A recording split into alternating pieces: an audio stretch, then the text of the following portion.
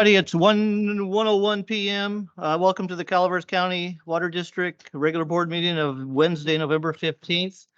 Please rise and join me in the Pledge of Allegiance. I pledge allegiance to the flag of the United States of America and to the republic for which it stands, one nation, under God, indivisible, with liberty and justice for all. Becky, can you take the roll, please? Director Cicada.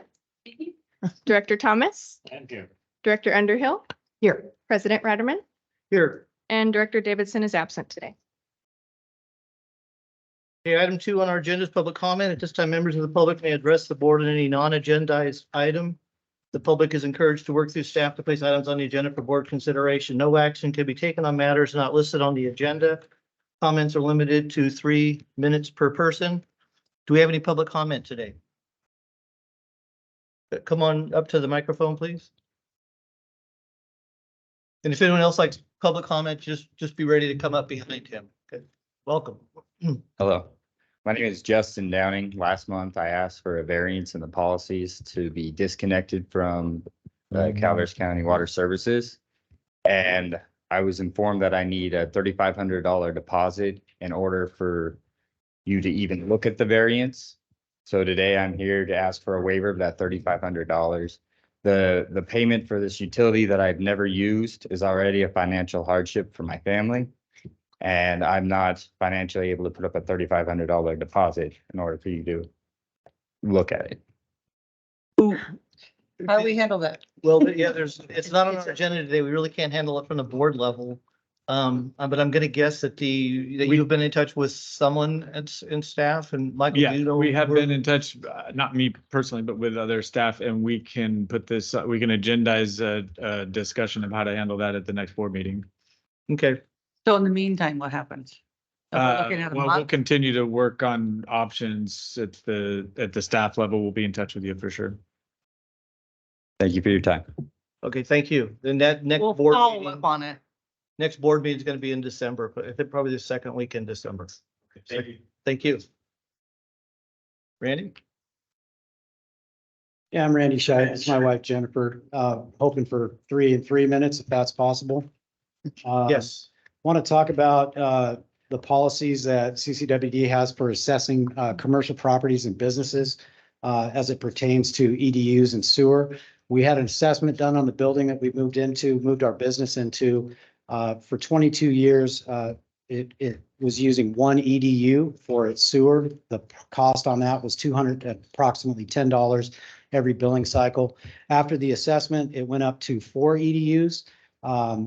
At the same time, one of the water meters was downsized from a 2-inch meter to a 3/4-inch meter, which was helpful for our business to save money.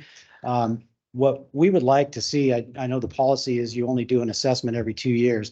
I would hope that the board would have a discussion about that when you have businesses that are trying to save money and cut costs. We did the assessment before the rate increase. We only use about as much water as a house and a half in Gold Creek Estates for a commercial building that we have. Our sewer has now gone up to over $800 every billing cycle. Our bill currently at our business is $2,000 every 2 months, every billing cycle. That's $12,000 a year. With the rate increase that's going to happen next month, we're going to go up another $400. So we'll be at about $14,400 a year to try to operate our business. After the assessment was done by CCWD, we went back and said, how did you guys come up with this? We don't understand why the sewer has gone up since it's been the same for 21 years. They said it's off of our water usage along with the amount of fixtures we have at our business. We said that we would go in and completely remodel that and get all of that down. I know Director Thomas is probably tuned up to this, and I appreciate you listening. We said that we would go in and remodel everything in both of our locker rooms in our gym and get it down to 1 shower, 1 toilet, 1 sink per locker room. We were told that assessments were only done every 2 years, so we're kind of out of luck. Hopefully the board could go ahead and take a look at that, because after the end of this rate increase, we'll be paying anywhere from $22,000 to $23,000 a year to try to operate our business. So hopefully somebody could look at that. there, I know we got a little bit of time left. Is there anything you wanted to say on that? We appreciate you listening to that. A couple other things that I just kind of wanted to bring up, Director Ratterman. In our neighborhood, I live on Antonovich, right around the corner from Huckleberry Main Lift Station, their sewer lift station. I've brought this up to staff in the past. There's a 1 acre lot that sits right next to the sewer lift station. It looks like a junkyard out there. You guys have done a great job getting about 6 old surplus vehicles out of there. There's still a vac truck sitting there and a broken down Jeep that are sitting on that property. For the last 3 years, that lot has been donated to be used by 2 separate construction companies that aren't even doing work for CCWD. They're doing work for PG&E. That equipment and stuff is out of there, but that's in our neighborhood.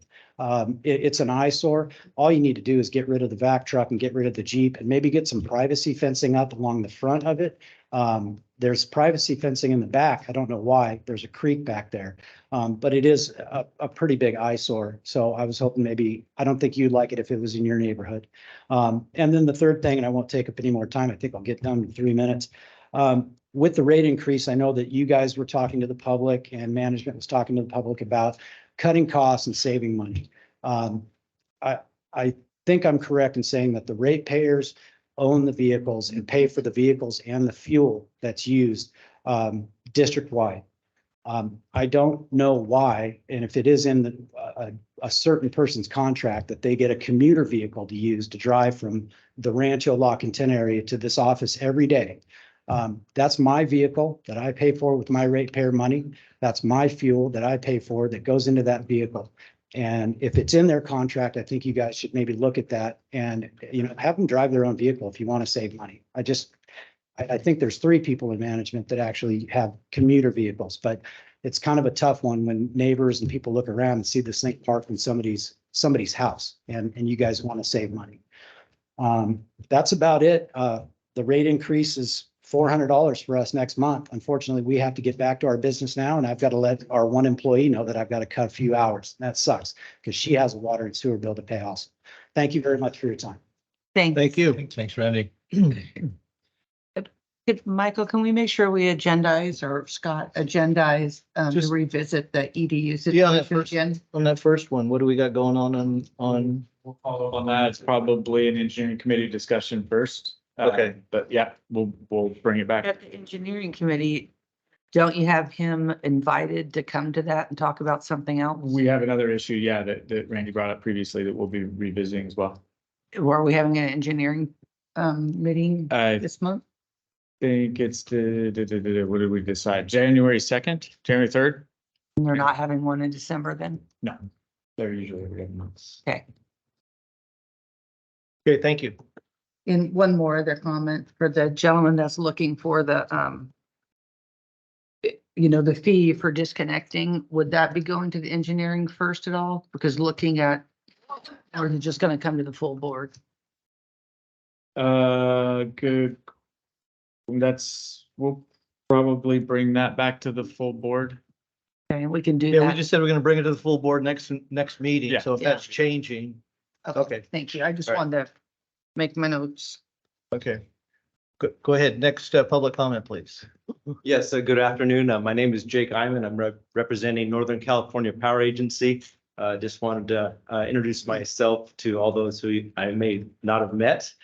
Just wanted to express that NCPA has enjoyed working with your staff, Michael Winkler in particular, and want to continue with those discussions. Our overall goal of having a mutually beneficial next term of our power purchase agreement. So we're looking forward to continuing to work with you on that. That benefits both parties. And as well, we're looking forward to determining our relationship as we go forward in FERC relicensing that's coming up. But just wanted to introduce myself and thank you for the time. Well, thank you, Jake, so Yeah, much nice to meet for you. being here. I have had an opportunity to meet you in the past, and we look forward to a great relationship with you guys in the next term. And I'm so happy that we're engaged at the level that we are at this point.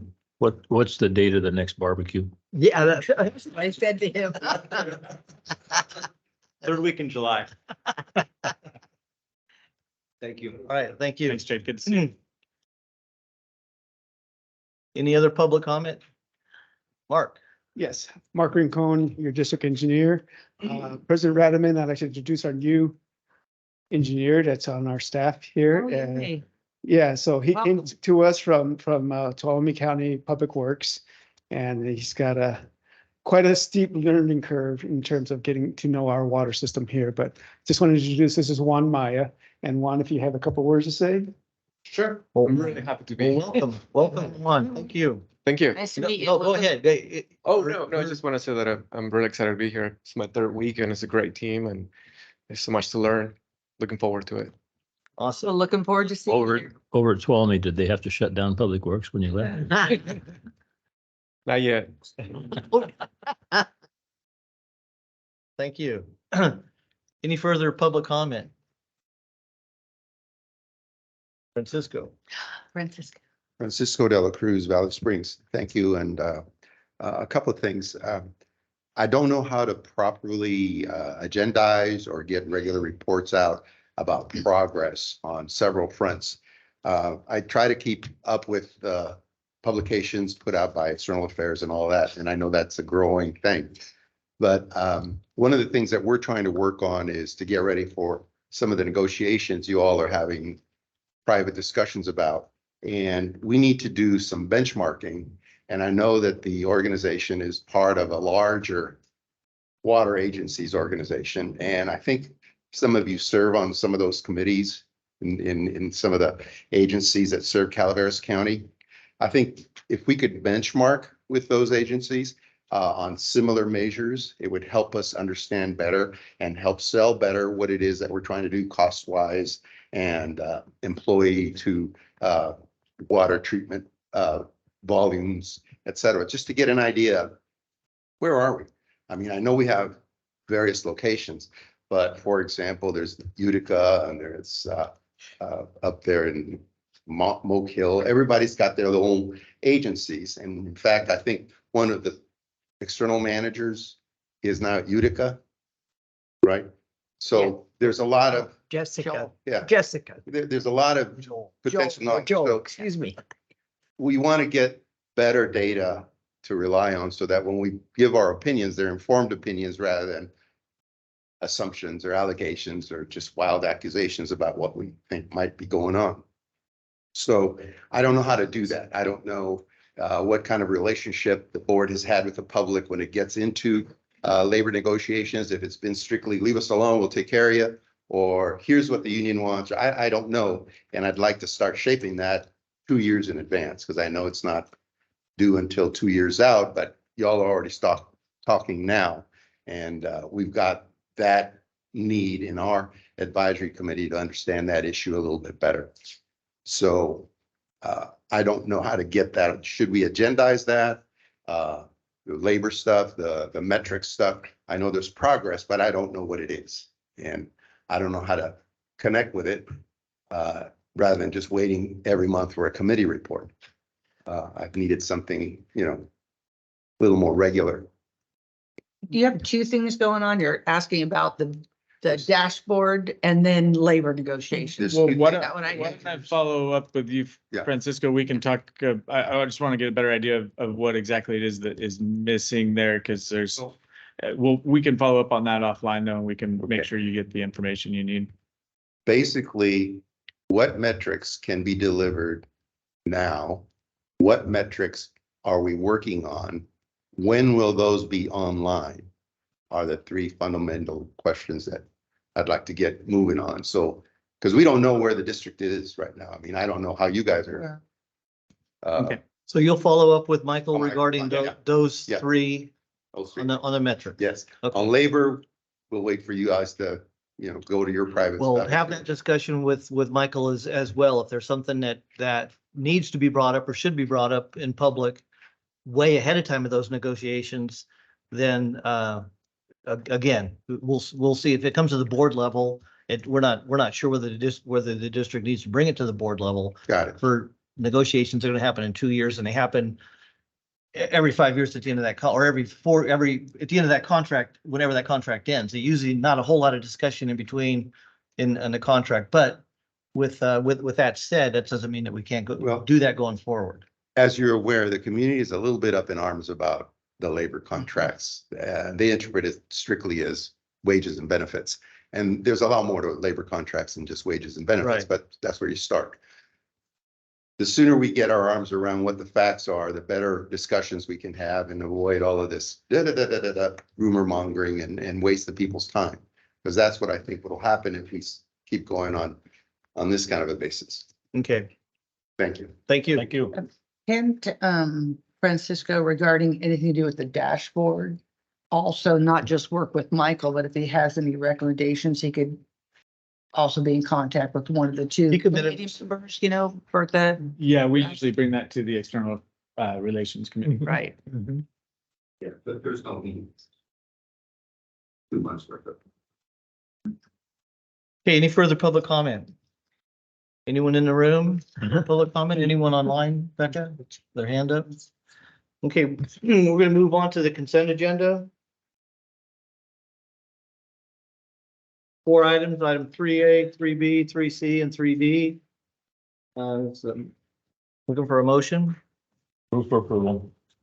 Well, I'd like to pull 3C. Okay, you want Still looking for a motion, another motion? Okay, we have 3A, 3B, 3C, so 3D. okay. 3C is being pulled. We're just asking to pull 3C, the claim summary. All right, move for approval on A, B, D. D, A, B, D. I'll second. Here we got a motion and a second. Becca, please take roll. Director Cicada, Yes. Director Thomas, Yes, Director Underhill, Yes. President Ratterman. Yes. Go ahead, Bertha, on 3C. Okay. As soon as I find that item that I wanted.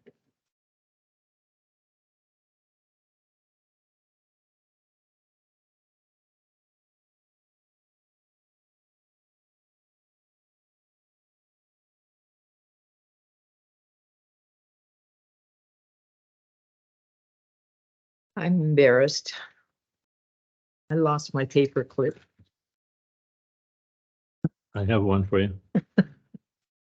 You have a question? You start. Well, there was a question. I'm sorry. Well, our expenditures went down $1 million in a month, so it couldn't be all done. Yeah, because I do, I do take, we did. But that was for something we.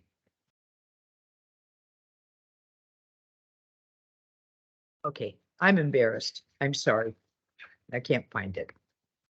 We gonna make a motion? Yeah, I'll make a motion to, President Ratterman, oh, may I make a suggestion? If you have a question or you come back after this, please reach out to me and I'll answer your okay, questions. yeah, sorry. Oh, that's okay. Thank you, Jeff, for being so prepared. I mean, on top of that, yeah. Oh, yes, okay, Uh-huh. thank you. You Okay, making it? I make a motion to approve item 3C. I've got a procedural question. Since the item was pulled, does that open up for, Public comment, yes. I think, Francisco wanted to. Yeah, Well, we're gonna entertain a motion first. We already got a motion on the floor. Any second? No. I'll second it. Okay, we got a motion and a second. Public comment, please, on this item. Oh, I said no. Francisco. Francisco de la Cruz again. I'm on page 68 of 131. Calaveras County Water District Water and Wastewater Summary, September 23, October 2023. Project number 11101, District Courtyard. I know it's only $4,000 out of 2 point something mil, but we're over budget. What page are you on, Francisco? You said 60, there's, There's 68 of 131. It looks like. what page of the summary? Oh, this, The summary. Table. It's the table, it's the last. It's the last thing on after Oh, okay. the listings, right after all of the listings of the transactions. So it shows District Courtyard at 112% of budget. Hmm. Project 11111 Cockport Cove has a blank budget, but it's spent 101,000. Most of it in the last couple of months or whatever. That's a CIP thing, right? I just am trying to understand, one, no budget, but expenditures. And then on a courtyard, it's only 12%, it's only $4,000, but we're already over budget on the courtyard. And then the Vallecito one's a little, again, little overruns, and I don't know how you all manage to budget. So when I looked at this, I went, okay, is that okay? Is that, acceptable? Is that going to get back on budget? How does being over budget compare to percent complete? All of those kinds of things are the things that I tended to ask about projects. Yes, we spent all of our money. Are we done? No. Bad thing. Yes, we spent all of our money. Are we done? Yes, and we even got more than we had planned.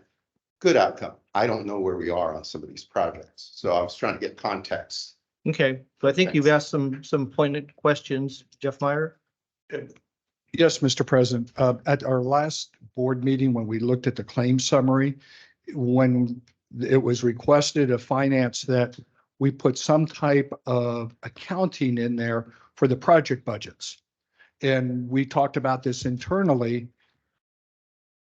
Engineering knows how much or where they are in terms of completion of project.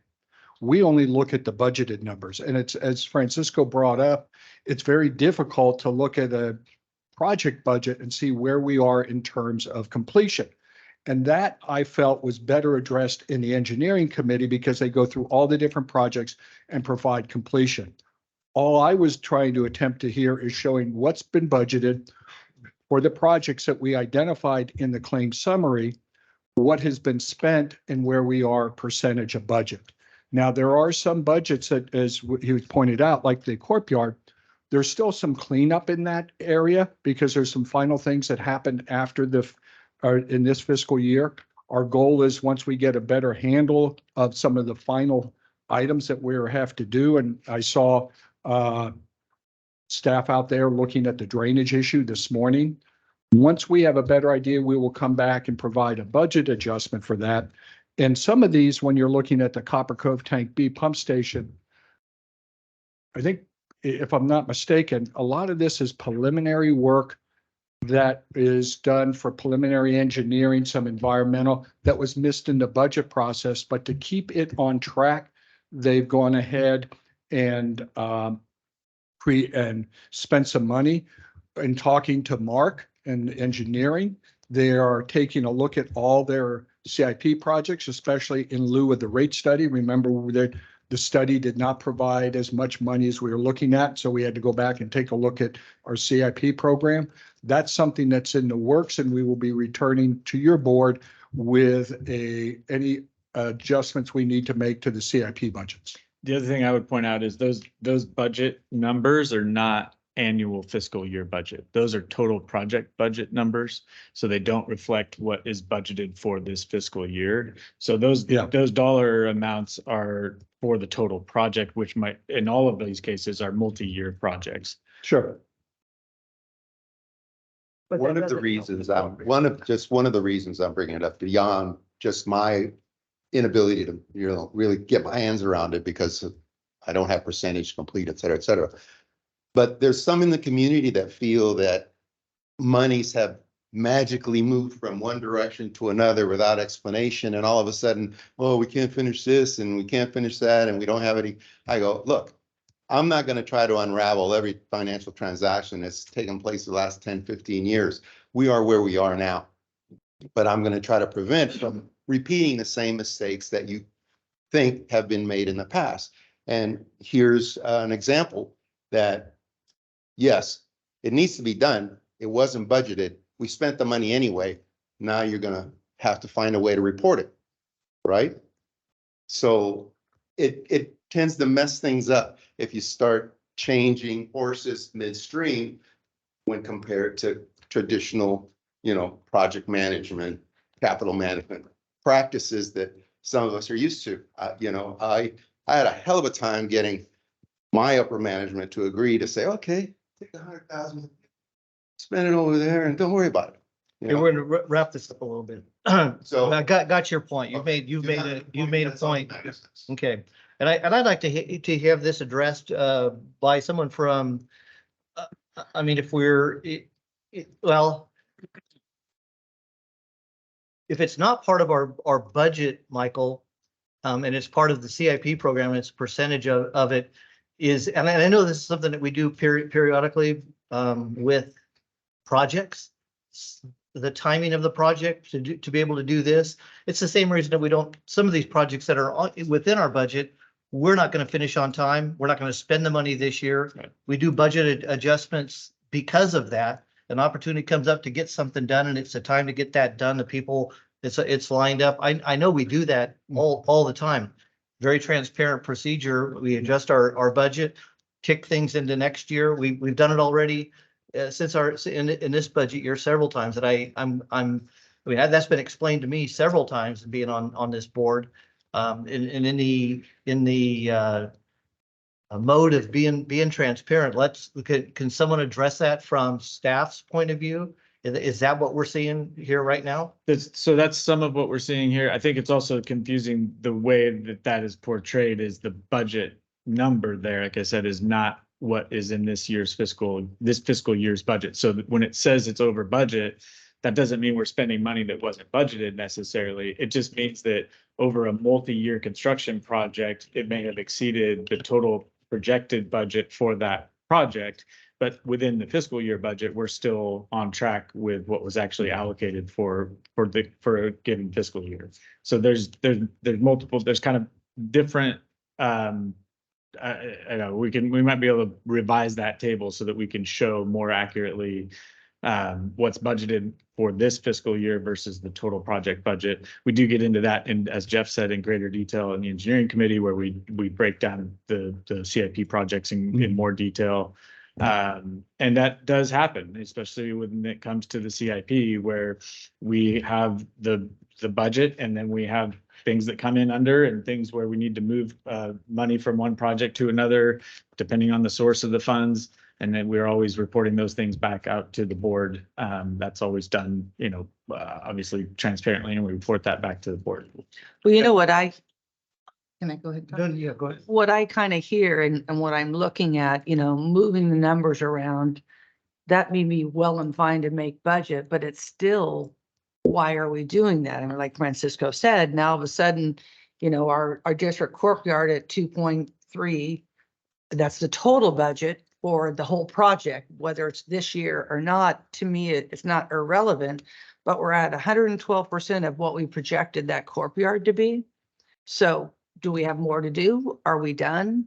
And so if you want to adjust this, having the total project budget plus where we are, I think that a percentage is good to have in there, but we also need to see for this fiscal year where we are in the budget as well. But to me, why is the district courtyard at 112% of the project? And same with the Vallecito treatment plant improvements, we're at 110.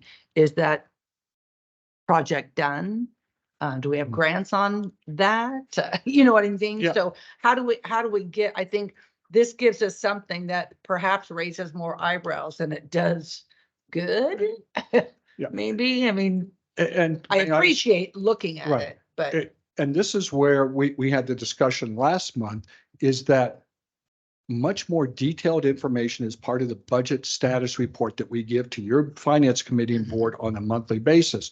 That's where they go down and break down all the costs that you see by project, by fiscal year, and much more detail.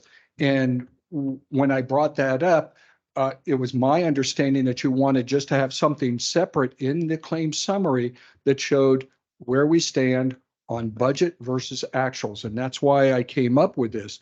If this is a little bit confusing and we want to go back to the budget status report that has a lot more detail, we can do that as well. But oftentimes that budget status report is not available when the claim summary comes out. That's why it's two separate. That's always I'm been a wondering problem. if Right. instead of just listing the October expenditures, do the expenditures to date, percent of budget and percent complete.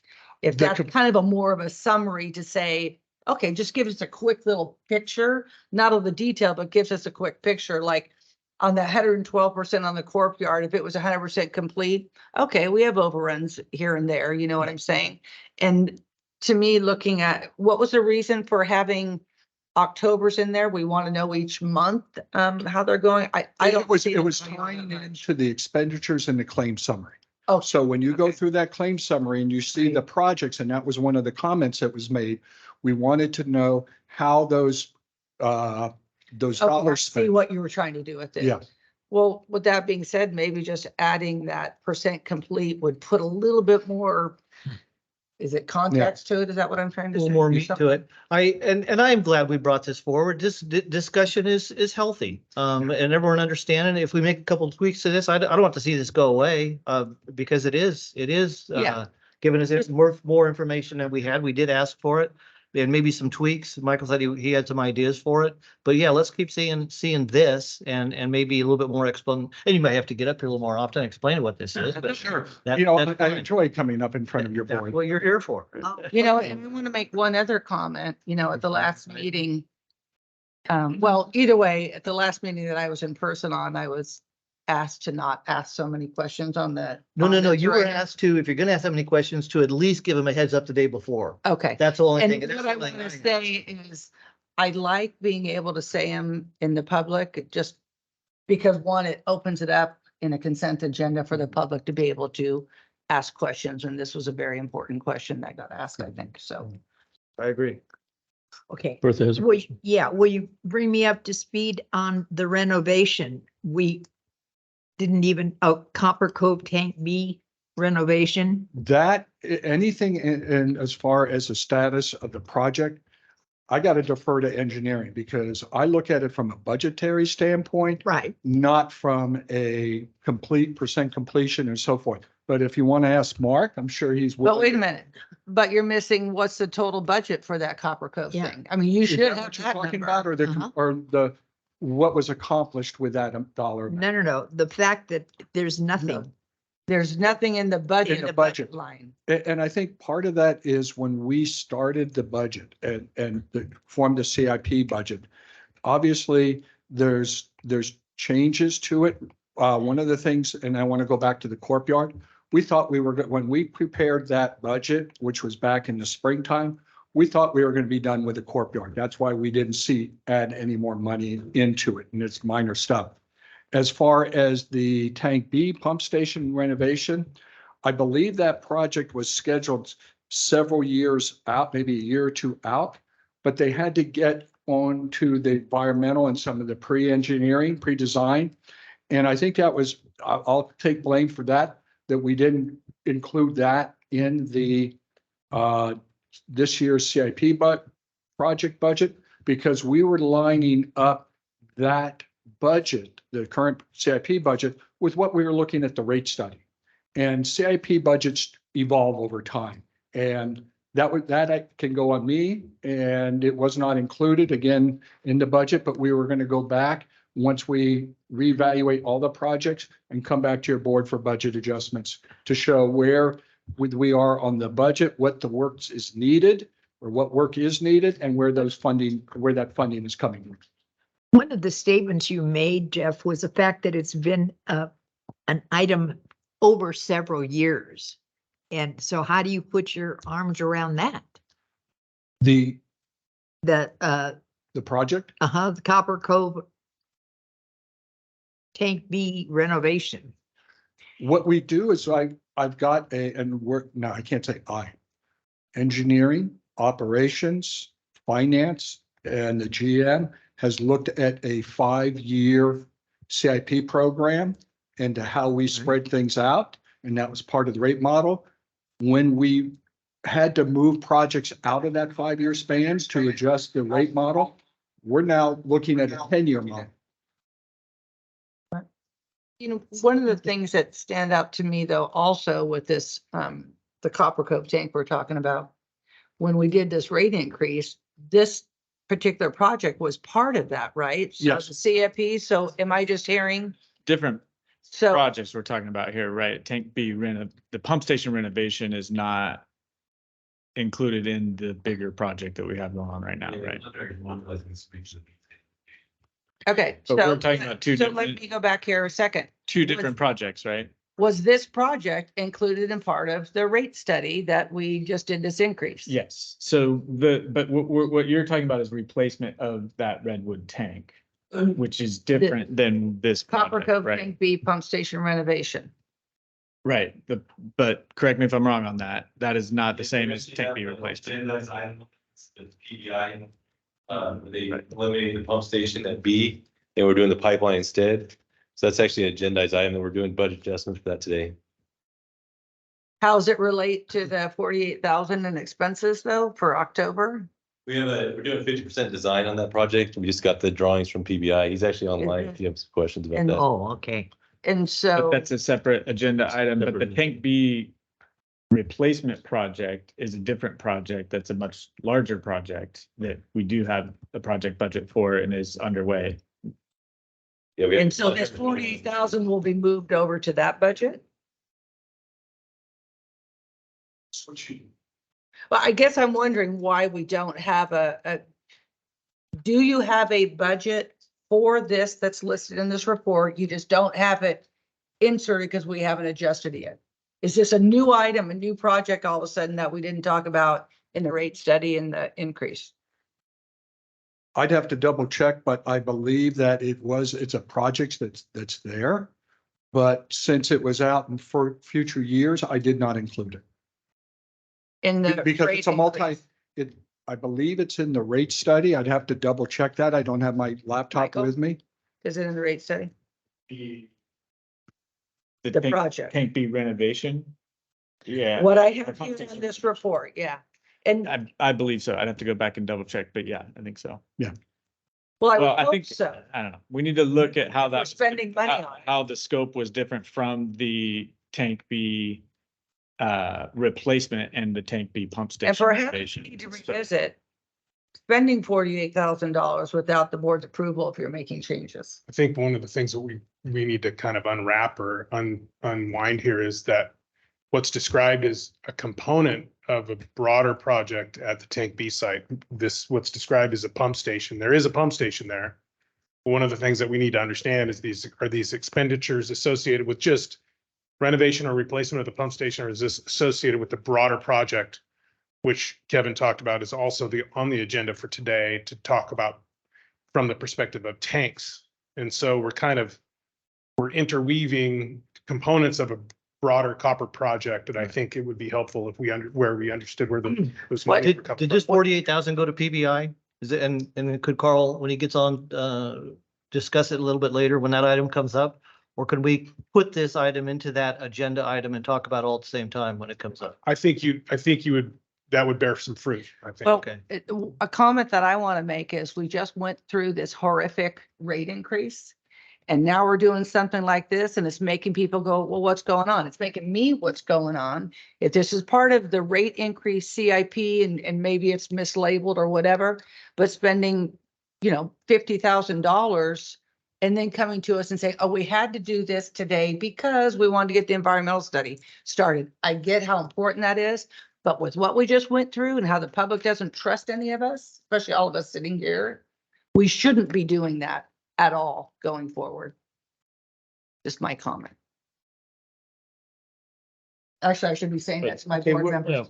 but if I can jump in here a little bit, the absence of a figure in a box in an Excel spreadsheet doesn't justify jumping to the conclusion that something is grossly wrong, that something is amiss and they must be hiding something. I mean, we've had an explanation that, yeah, we should have handled that differently. And in the future, we'll do it as you're suggesting.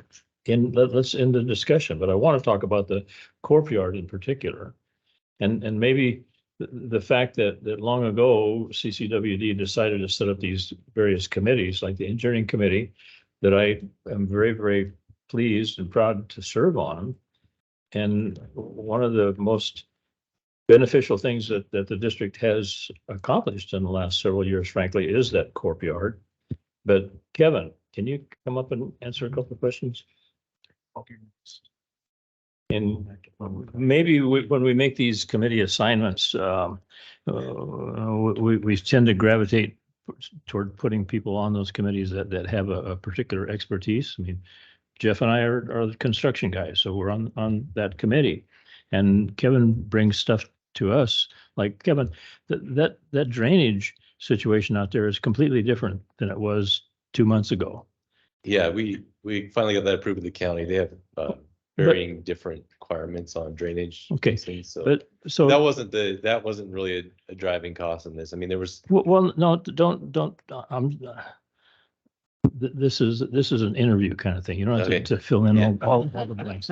But I'm trying to make a point here that when we started out, and it's incidentally, we made the decision to do that because it was costing the district $4,000 a month to rent facilities all over the county. That was very inefficient. And we all got together and said, you know, we ought to do something to fix that. That property there is for sale. Let's buy it. Let's design, and Kevin designed the building, and it's beautiful. You should take a tour of that too. But right now we have a facility that is going to be operating much more efficiently, giving us the ability to buy in quantity and store the stuff so that it's readily available instead of have somebody, you know, run out to Jenny Lind to get something off a shelf and take it up to West Point. It's going to be here. You know, I'm not trying to make any apologies for what we've done over there. I'm beating the drum saying, hey, we did a good job. But in the meantime, I remember at these engineering committee meetings, maybe there's a flaw in the way that we conduct business because they bring things to us that we say, yeah, that's a good idea. And we don't really say, well, this is something that needs to go directly to the board for approval. But so I can't remember. There's hundreds of times during the course of construction over there where they say, we've got a bid from the contractor for doing the flooring, the painting, the baseboard installation and all that stuff. And we think it's too high. So we're going to do it ourselves. Yeah, exactly Great. what happened. We saved money that way. We were able to. Save thousands of dollars by doing it as a force account type of an activity. So Francisco, I really appreciate you and everything that you're trying to help us do here, but we're. Wait, the point of order, Bertha's on next to talk, and I think Michael's gonna come make a public comment as well. We're not encouraging a discourse amongst all the board members and anyone who happens to show up to our meetings. But Russ, please go ahead and finish your point and ask your questions, and then Bertha has some comments herself. Well, after having almost completed a project, a multi-year project, much like this over here, I can attest to the fact that there are surprises, there are unanticipated expenses, and you folks have, I think, have done a fantastic job of trying to tamp those surprises down and keeping them under control. But the generator cost thousands of dollars more than we anticipated, and the waiting and I don't know. It's a sign of the times that we're living in. It's just, you can't expect anything to work out like you had anticipated, and it's nobody's fault. It's just the way it is. Bertha, go ahead, please. Oh, no. My question was simple, and that's the fact that you explained why you didn't have a budget item for this renovation because you didn't know what the total cost was going to be. So originally, when the board and the district decided to construct a courtyard and the warehouse and shop, we put the project out to bid and we received, I think it was three bids. And so we threw them all out. We decided that we could do the project and asked Kevin to manage act as the prime essentially on the project, so that we could do it for cheaper. And we accomplished that goal. So expenditures where they are less than that low bid. And we were able to accomplish more. And then I think what you were bringing up, Director Thomas, is the fact that Kevin was able to kind of leverage pricing, whether it be asphalt, whether it be, interior improvements with the contractor. And then those phases would come before the committees and then ultimately to the board for approval. And that's how we were able to get what we got. And we're Okay, not renting any space anymore. which is a good thing. Correct. Yeah. We have two more public comments and then we're going to try and get out of the And I consent want to say agenda. one more thing. I'm responding to Russ a little bit here. I'm Well, not saying it's- anybody didn't do a good Wait a job. minute. Hang on, Cindy, Oh, we have go one ahead. public comment and then Francisco is, and Yeah, then hi, you- Mike comment. Rogers from Valley Springs. Welcome, Mike. Just to try to come to closure with this topic, just looking at the spreadsheet here. You know, the information I would like to see as an outsider looking at this, trying to interpret it, is to your point, Mike, that there needs to be a column for the project budget and a column for the fiscal year budget relative to those two numbers. So, you know, you have a percent to budget and you have a percent to project budget. Those are two different metrics. And so you're only talking about adding a couple, 2, 3 columns to this table so that we can digest it and understand where we are. I guess the other thing, to Damon's point, would be helpful to know which are being managed and done in-house versus by outside third-party contractors. You know, and if there was a way to flag that, I mean, we don't need the name of the contractor or anything like that, but maybe knowing, you know, because I think that's a valuable understanding for us, is what are the capabilities internally to manage something like this that will reduce costs versus going to a third party. You know, there's trade-offs when you do that. You know, Yes. there's obviously skill sets and things like that, that time, et cetera. But so I think this is great. We just got to tweak it a little bit, add a few more columns so that we can interpret it and digest it. And then we'll be able to have more intelligent conversations about it going forward. Okay, thank you. Good comment. So I think just add one more budget column. We already got one budget in there. Just identify what that is, which Yeah. budget that is, and add one more column for the budget. And that was already asked for by Michael. Francisco, you have another item. We're gonna try and wrap this up quickly. We're spending a lot of time on the consent agenda here. I don't have any issues with what you've done with the corporate yard. I was reacting to the snapshot. This is a snapshot. Damon lived the movie. Kevin lived the movie. He could tell you every frame of that movie to build that corporate yard. All I see is a snapshot. I said, how did we get here? How do I make sense of this? Do I get upset? I waited to see if anybody was going to raise anything before I raised my hand. Nobody else raised a question. Yet there's a lot of stuff that could be helpful to how you're perceived out there in the community. That's all I was trying to do. Thank you. Okay, Cindy? I We're was gonna just take a gonna vote. say, you know, the projects and everything that staff is doing is great. However, it's still great. When we go over budget because we made a decision, because, you know, it's better to do this more efficient. But we're spending other people's money. And, you know, we can justify it, but when I look at a $2.6 million for the corp job yard, it's a great thing. But did we have to do it all at once? Could we have, you know what I mean? Because $2.6 million towards this infrastructure that we made this huge increase on, it would be nice to have it over there as well.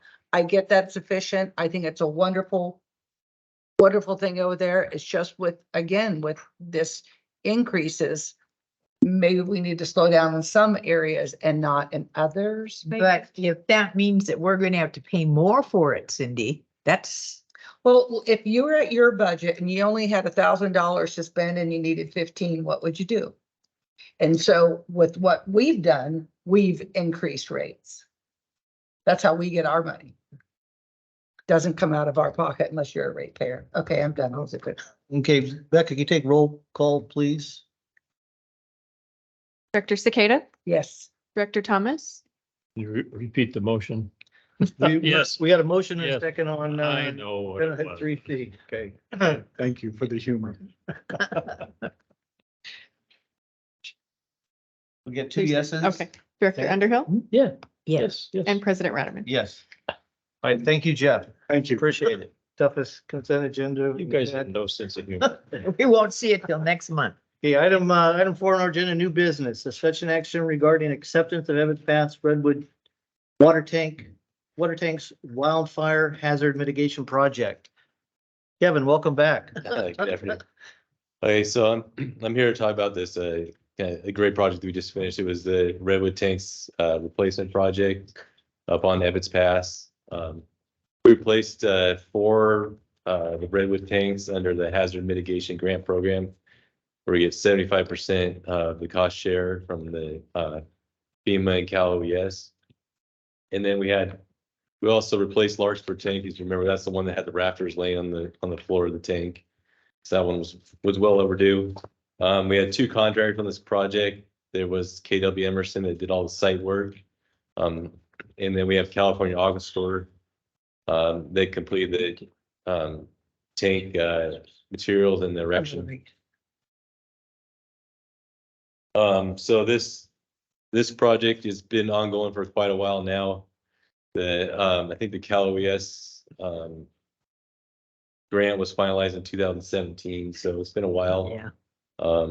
There was a lot of material delays with the COVID issues and stuff with getting raw materials for the tanks and stuff. So that was a big problem there. And then we're also this project also went over budget from the original 2017 budget, just because the costs have gone up so much from that time. So we've requested additional funds from Cal OES to cover the difference in cost. And it looks like that's going to come through for us, but You we said have- from the original 2017 budget? yeah, from the 2017 budget, not the actual project budget. We had some change orders and stuff that we had during construction because of different. And it was originally prices, this is the price we came up with in 2017 was the 2.4 and the 1.4. The 2 construction costs? Yeah, so the original budget, I think, was like 2.8 million for the 4 tanks, and then there was 2 million was the amount that we get back from Cal OES roughly. Okay. So we asked for another 900, or project cost of 949,000 above the original estimate, which like $710,000 would be their share. So yeah, the tanks were what else did I was gonna say? So these are bolted steel tanks. They're the glass line tanks. So they have a 50 to 60 year lifespan, never to be recoated at all. So that they're really good in that respect. They can also be movable, so you can unbolt them and move them. You had to move one of these tanks compared to a welded tank. Yeah, so we don't have to do any welding inspections or anything like that for this, as far as compared to the welded tanks. So. Okay, I had one question. It said, except, that was misspelled, except for Yes. minor punch list items, the construction of improvements were completed as of October 31st. And I remember when I first got into this engineering thing, I asked what kinds of minor charges, and I was given a percentage of, it could be 5% or 10%, maybe even as high as 15% over the original cost. What are we So I don't talking think about? there's any cost. These are punch list items. So like when the contractor's done, we go through, the inspectors, Jared and Jason, they go through the project and see if there's anything missing. Like in this example, there's some stickers on the tank that are missing, so they can find. Oh, okay, so this is entrance. just Yeah. this is really minimal stuff. Yeah, really minimal stuff. That just is like the printer, they didn't have enough of the stickers to coat the tanks, and there's some touch up paint that had to be done on the staircases and that type of stuff. But as far as the tanks, they're done. Oh, That's what you're okay, asking. well. So I mean, there's some safe, like, you're missing a lock on this part of the tank, or you got, the paddle markers that say a gate valve, or missing one of those, they had to send it back to get reprinted. I mean, just some really small stuff that the contractors have finished, but Oh, okay. Well, I was just Yeah. thinking structurally, if you No, had to no. make changes, no. they're not these- that costs us any money. It's all in the dollar amount. Okay, this is minor punch list items. You don't release the retention until everything is, punch list items are satisfied. Yes. So we still have their money. Okay. Thank you, Kev. Any comments, Yeah. questions, Cindy? So as I'm looking through this, I enjoy the narrative, but I don't like having to use my calculator to come up with my own, what was the total project cost? And so in the Excel area, you add those two things up, it's 4.1 and change. And then I thought, okay, so none of the numbers were adding up for me to come to that 4.1. And then I learned there was some in-house labor, so I thought, okay, let's do it another way. So if the total is now, which in the financial considerations, I added the two totals and I get 4.2 and change, different from the 4.1. The difference is labor and a couple other little things, I understand. And so if I take that 4.2 and is our total out of pocket, if you will, for CCWD after grants and everything, is it that 1.4 number in the financial considerations? Well, you see what I mean? It's like, Yeah, this is the purpose of this is to, as far as the grant closeout, you have to do a notice of completion for the contractors to Mhm. close out the grants. That was kind of the purpose The of this. reason for This exact one was to focus on the contractors because that's what FEMA and Okay. Cal OES are looking for. They're gonna see this agenda item. They're gonna see these notices of completion. Yeah, I That have to be submitted then. So as far as the total budget and all that stuff, that's kind of a different, when we turn our reimbursement into Cal OES, that's a separate column from this. I mean, I don't know. so when the board gets to see the final numbers, is that in another presentation? And I'm just curious, what did it totally cost the district? And so I would say it must be the 1.4 and change where it says thereafter the balance of project cost totaling 1.4 being funded through the capital R&R. Is that accurate to say that was our total cost? The district having to pay out funds, right? Yeah, Because yeah, so it's a different, that and the difference, 2.8 and change, we got that in grant money. yeah. So it's a little Okay. bit more complicated in this particular project than most projects. I mean, I'm not trying to, we had two Okay. contractors. We have two different funding sources. The large per tank is completely separate from the Cal OES grant. So we get 75% on those 4 tanks and we have to pay 100% on the large per tank. So the numbers are, but yeah, these numbers I got from Catherine in our accounting department, so I'm pretty sure they're correct. Yeah. She's the one that keeps track of that, so. I just, as I'm looking this, I'd like to know, well, what did it cost us out of our pocket? That's the I reason think you it's a can't figure it out 1.4. based on it's here because the Cal EOS is not a part of that 75-25 split. Yeah. So those numbers aren't gonna. Yeah, okay, so at some point, we should have a spreadsheet, if we will, that for us, that isn't part of this, that you need for your closeout of the grants or something. Something a little bit more that we don't have to hunt and peck for numbers and reconciliation. How difficult would that be? It's not very difficult. I think Catherine's already got that on a sheet. That's Yeah. probably the finance committee type stuff where she does that. Yeah, that's what I'm thinking. Okay. So Finance committee, And you'll be All right. there. We'll figure it out. damn straight. Russ, any comments on? Thanks, Kevin. Kevin, don't go away. Only that, arithmetically, if 1.4 million is 25% our matching grant, then that constitutes a project that is worth 5.6 million. Yeah, but that one isn't having any match. A large on it, percent, so- 100%. So it's all those little anomalies that were, if it was in a spreadsheet and and then, because I look at the numbers, right? I'm following some of the number stuff.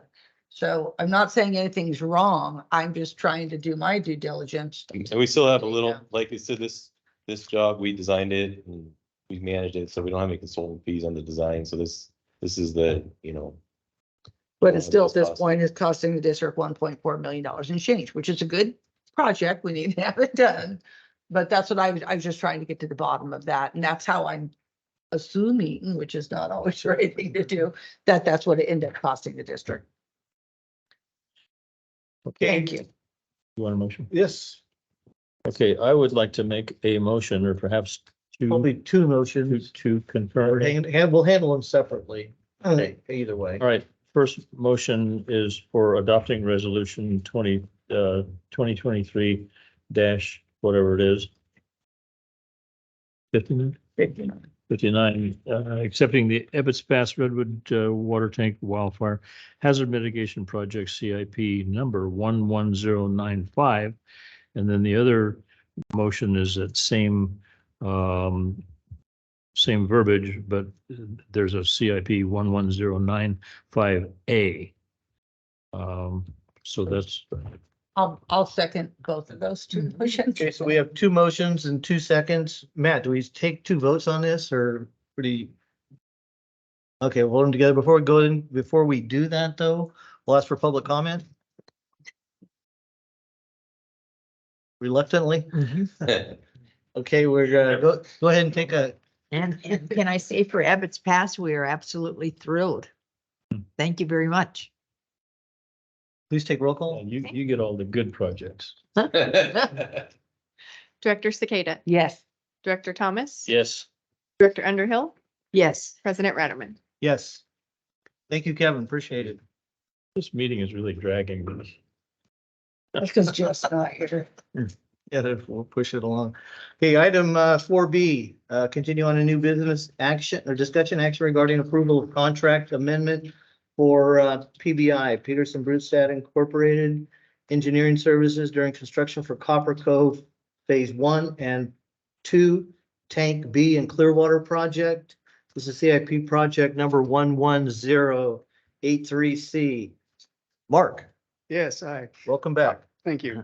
I'll be reporting. Charles is in West Point, Wilseyville with the state board reviewing some other project details. So this is his item, but I'll report on it. Well, basically, we're just adding to the PBI contract, engineering contract for services during construction. This is typical that we would add services during construction so they can report on.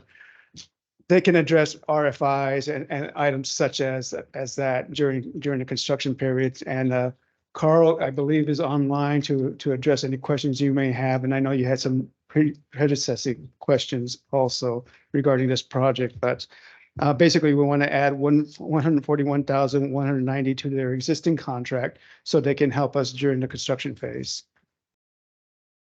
Okay, you said that you want this and the approval is requested because the dollar amount of the proposed contract exceeds the general manager's normal authorization? For a contract amendment this size, we need board approval. That's correct. Uh-huh. Okay, but there's not a money amount? 141. 141.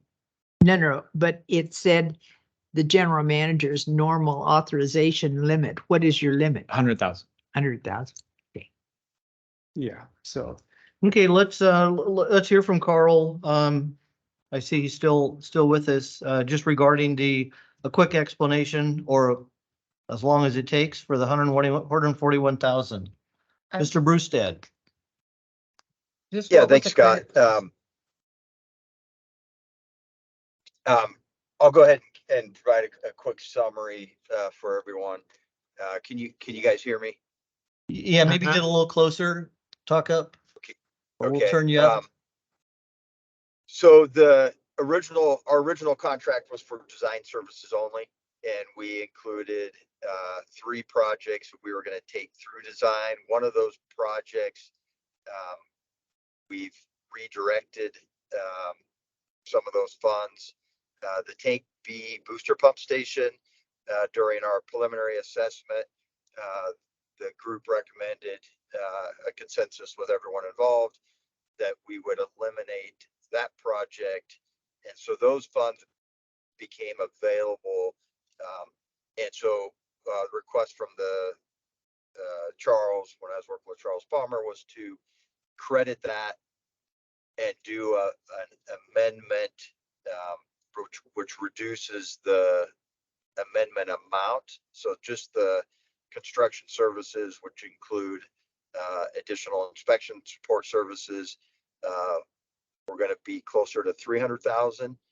So we've applied the credits for some of the design effort that was not necessary towards the construction services. So the 147,000 covers a part of the construction services, applying the credit that was not going to be used of our original design contract. And so those construction services were not in the original scope. And as Mark mentioned, that's pretty standard practice to keep the engineer involved. We're going to respond to submittals, help oversee all the weekly construction meetings with the contractor. The phase 1, phase 2 tank projects includes 4 tanks, 2 new tanks, 1 new tank at the water treatment plant, a new clear well, the new tank at the B tank that replaces the Redwood tank, and then rehabilitation of the 2 existing tanks. It's a 2-year construction period. And so the 147,000 is to cover those additional construction support services. Michael, he's saying 147. Does he need 142? Roughly 141. 141. Right. I apologize. I'm driving back from I'm on the road here. I don't have it in front of me. So, yeah, whatever that number is that was presented is what. 141,190. We're good with that. 10,000. I think it is 141, and I would just add that we did discuss this in the engineering committee last week, and I think this is the most efficient way to move forward for this particular project. There are times when we do try to do this in-house, but I think we're going to see more of this considering the number of different construction projects we have coming online without adding staff. We need to build into the scope of the construction contracts or the design engineer consultant contracts, additional construction management services. We simply don't have the bandwidth in-house. So I think there's multiple reasons why this is the preferred option on this one. Okay, and the report indicates, I guess it's from Charles, but Mark, maybe you might be able to address this, that there's an added scope here, and PBI's estimate for this added scope. Why was the added scope of work necessary? Why wasn't it included at the beginning during a competitive bidding stage? Well, it's part of the professional services contract for PBI. They only provided design services up to bidding. After that point, they don't have it in their scope of services for services. So this is to address services during construction. So at this point, we're in construction. We would like PBI to provide services. And so we've expected this add-on. Someone had to do it. It wasn't us, it was them. Right. All along. Correct. Okay. Any further questions for Mark or Carl? I see that Jared is on the line. I asked Jared at the engineering committee meeting if this was a good idea. And Jared, can you reconfirm that what you said? Yes. Good afternoon. Yes, I believe that it is a good idea. It allows us to free staff up for future projects, future grants and monies to reach out for the district. We're losing engineering staff here in another month. It's also going to help to keep the project organized throughout to establish that paper trail. Okay, thank you for that response. Appreciate it. You're welcome. Thank you, Jared. Anything further from the board? This is an action item. Okay, since this is in my district, clearly, I would like to make a motion to adopt resolution number 2023, probably 61, yeah. Second. See how quick I am on the math. Okay, we got a motion and a second. Any public comment on this item? Go ahead, Ralph first and then Michael.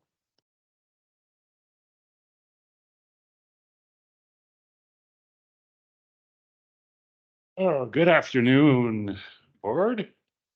Happy Thanksgiving. Day. Thank you. You too. Let's see here. First, I'd like an agenda item. Gosh darn it. I'd like an agenda item to address lowering the $100,000 ceiling for the JM's project allowance.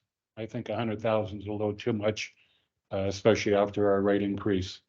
So maybe 50 or 25, even $10,000.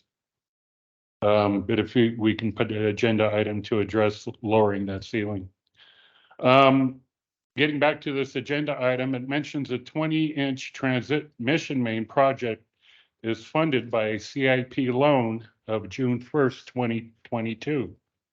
So I decided to check my CCW loan notes from mid-2022. I found a quote which was made on April 13th by Urban Futures, a municipal advising group hired by CCWD to assist in developing funding programs for their projects. Mind you, this was said in the middle of our inflationary economy. Urban Futures wrote, "We've done a lot of modeling to make sure that you can currently afford it, the loans, without raising rates or increase any capacity. One of your talking points for a rate increase was funding these loan reserve accounts, though Urban Futures said different." Guys, follow me on that? This brings me to this change order by another outside consultant, PBI. Correct me if I'm wrong, but I do understand now. They want 141,000 for adding engineering services during the construction to this 20-inch transmission project. Isn't that the job of the CCWD engineering group? You recently hired a new engineer. Could this 141,000 be used towards investing into the CCWD engineering group to properly manage this project and projects down the road? So between these two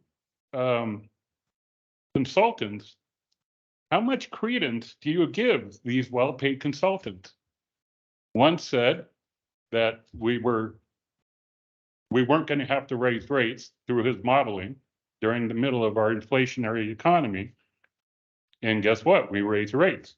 Now we have another one saying they need 141,000, with us saying that we don't have the engineering staff. That's all I have. So again, how much credence do you give these well-paid outside consultants? Finally, Director Thomas. P&S Construction is mobilizing for the 20-inch transmission main in Copperopolis. When and where is our town hall? December 6th. December 6th. Thank you very much. So on a couple of responses, so what UFI said at the time was, we're not going to need, just to cover the debt service for those infrastructure loans in itself is not going to drive a rate increase. And that's not, that's a true statement. So it's not that they were wrong about that necessarily, but they weren't taking everything into it. They weren't saying you're not going to have to do a rate increase in the future. What they were saying is the debt service for this loan could potentially be covered without requiring the district to do a rate increase by itself. But that's not the full financial picture that drives a rate increase. So that's a different, I think that's a different statement that they were making. And then as far as, we don't have the engineering staff to do all of the construction management for all of the different projects that we have to do. We simply don't have the people to do it. We would have to add probably, 5 different staff members to be able to handle that. And we can't, it's hard enough for us to even find engineers to come to work up here. So there's no way. And it also, one of the things we try to balance when it comes to engineering department staffing is, if there's a 3 to 5 year window when we're planning on taking on more projects than we would in a normal time, does it make sense for us to add staff permanently to staff up for that level of construction activity when it may drop off again after in the 5 to 10 year window, depending, we don't know for sure, but we don't want to overstaff with permanent employees for a heightened construction window and then be in the position of, potentially having to lay people off or have too much staff in a lower construction period activity. So consultant, where there's always going to be some combination of in-house staff and outside consulting services for district construction projects. And so what we're always trying to balance is what is the most efficient way to staff those things without overstaffing in-house, and just making sure that we're still keeping track of everything. Because even when we have a consultant doing construction management, we still have district staff managing that consultant and managing that contract. So there's and those engineers and those inspectors have, they may have 5 different projects that they're managing all at the same time. So there's a lot of work that still goes into it within our engineering department, but it doesn't necessarily mean that we should automatically add a full-time permanent position when we have the option to bring in a consultant. Okay, may I suggest, with a lot of baby boomers looking at early retirement, optioning for senior estimators and offering them 5 to a 10-year contract in-house to help you handle the extra overflow, and you get an experienced employee.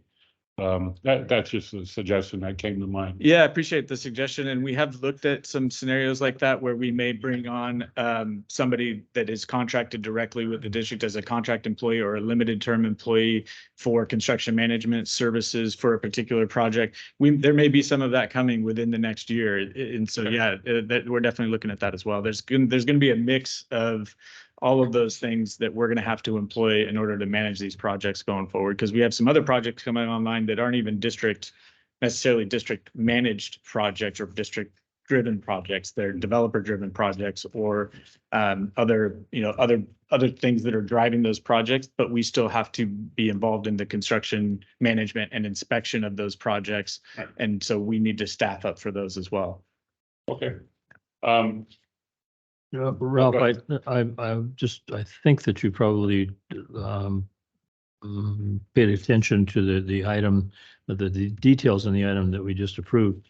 But this company, the PBI issued, after having a contract that was this large, they issued a credit of 215,900. And then they added back 141 for the inspection. They didn't go 141,000 over their original.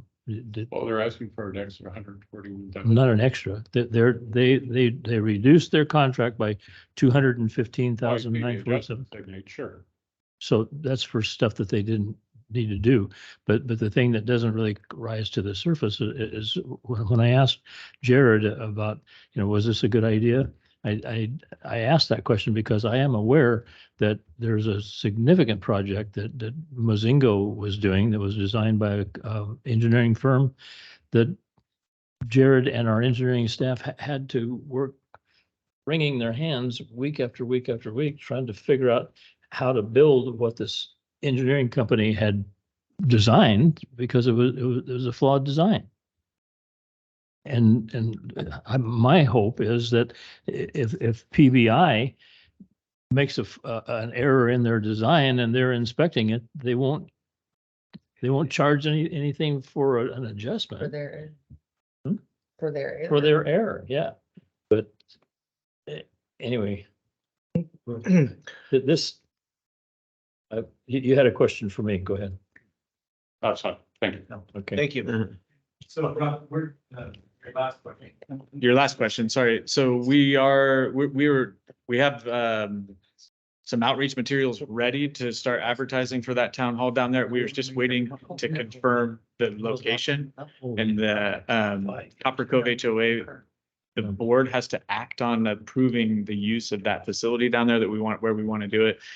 We should know tomorrow. And as soon as we have that information, we're going to blast out that outreach and we'll make sure everybody's aware of that meeting. Hey, Michael, come on up. Michael Minkler, did I understand that we don't have that 6th date cleared with Copper Cove? We have a potential backup location already as well, but we want to make sure when we push that outreach out that we have a location confirmed. So that should happen tomorrow evening, I believe. And then we'll get that out right away. Okay, back on our agenda item. Go ahead, Michael. Yeah, just to follow up on Director Thomas's comments, and as I read this, and in my career, I've read a lot of RFPs, and as a vendor, had to respond to RFPs, and the part that's a little counterintuitive to me here is when it states it's a common practice for services of the design engineer to carry over into the construction phase.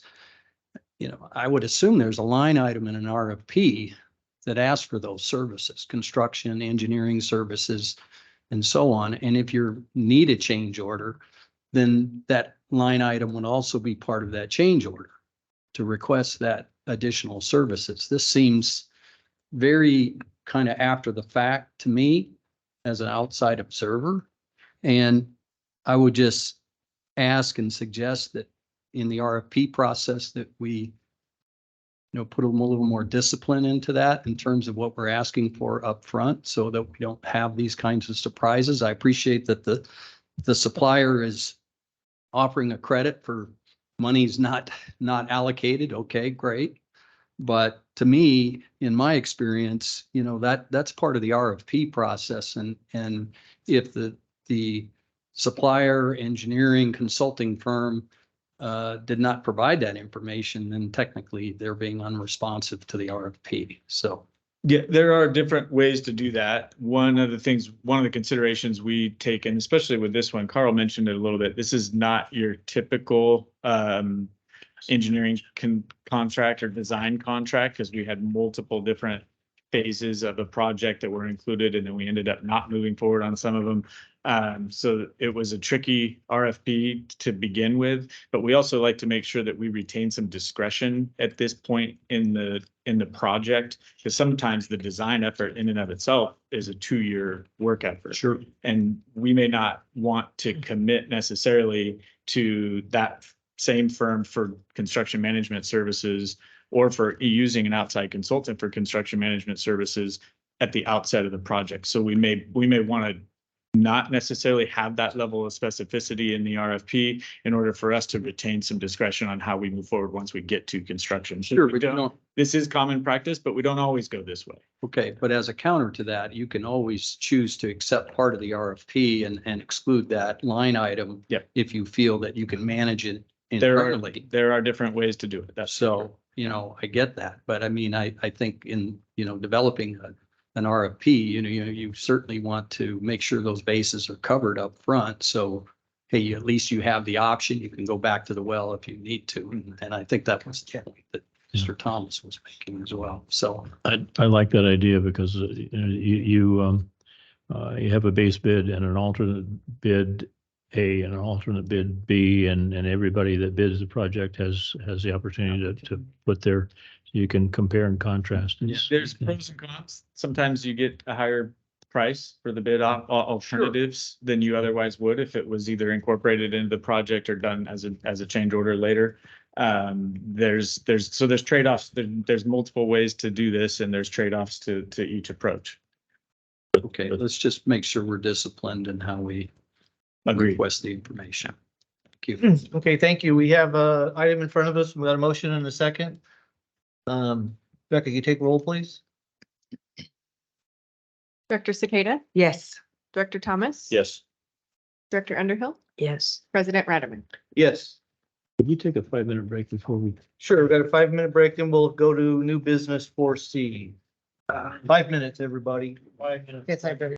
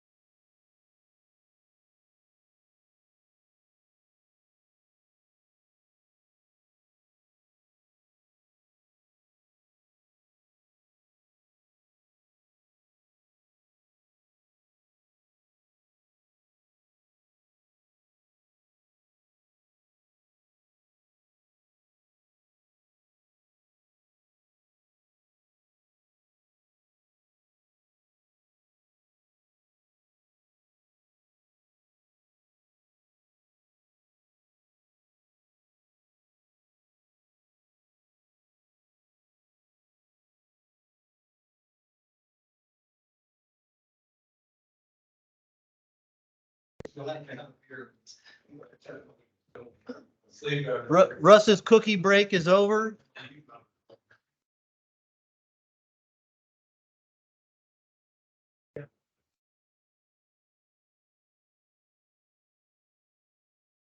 Are we back on? Okay, we're back from our quick 10 minute cookie break.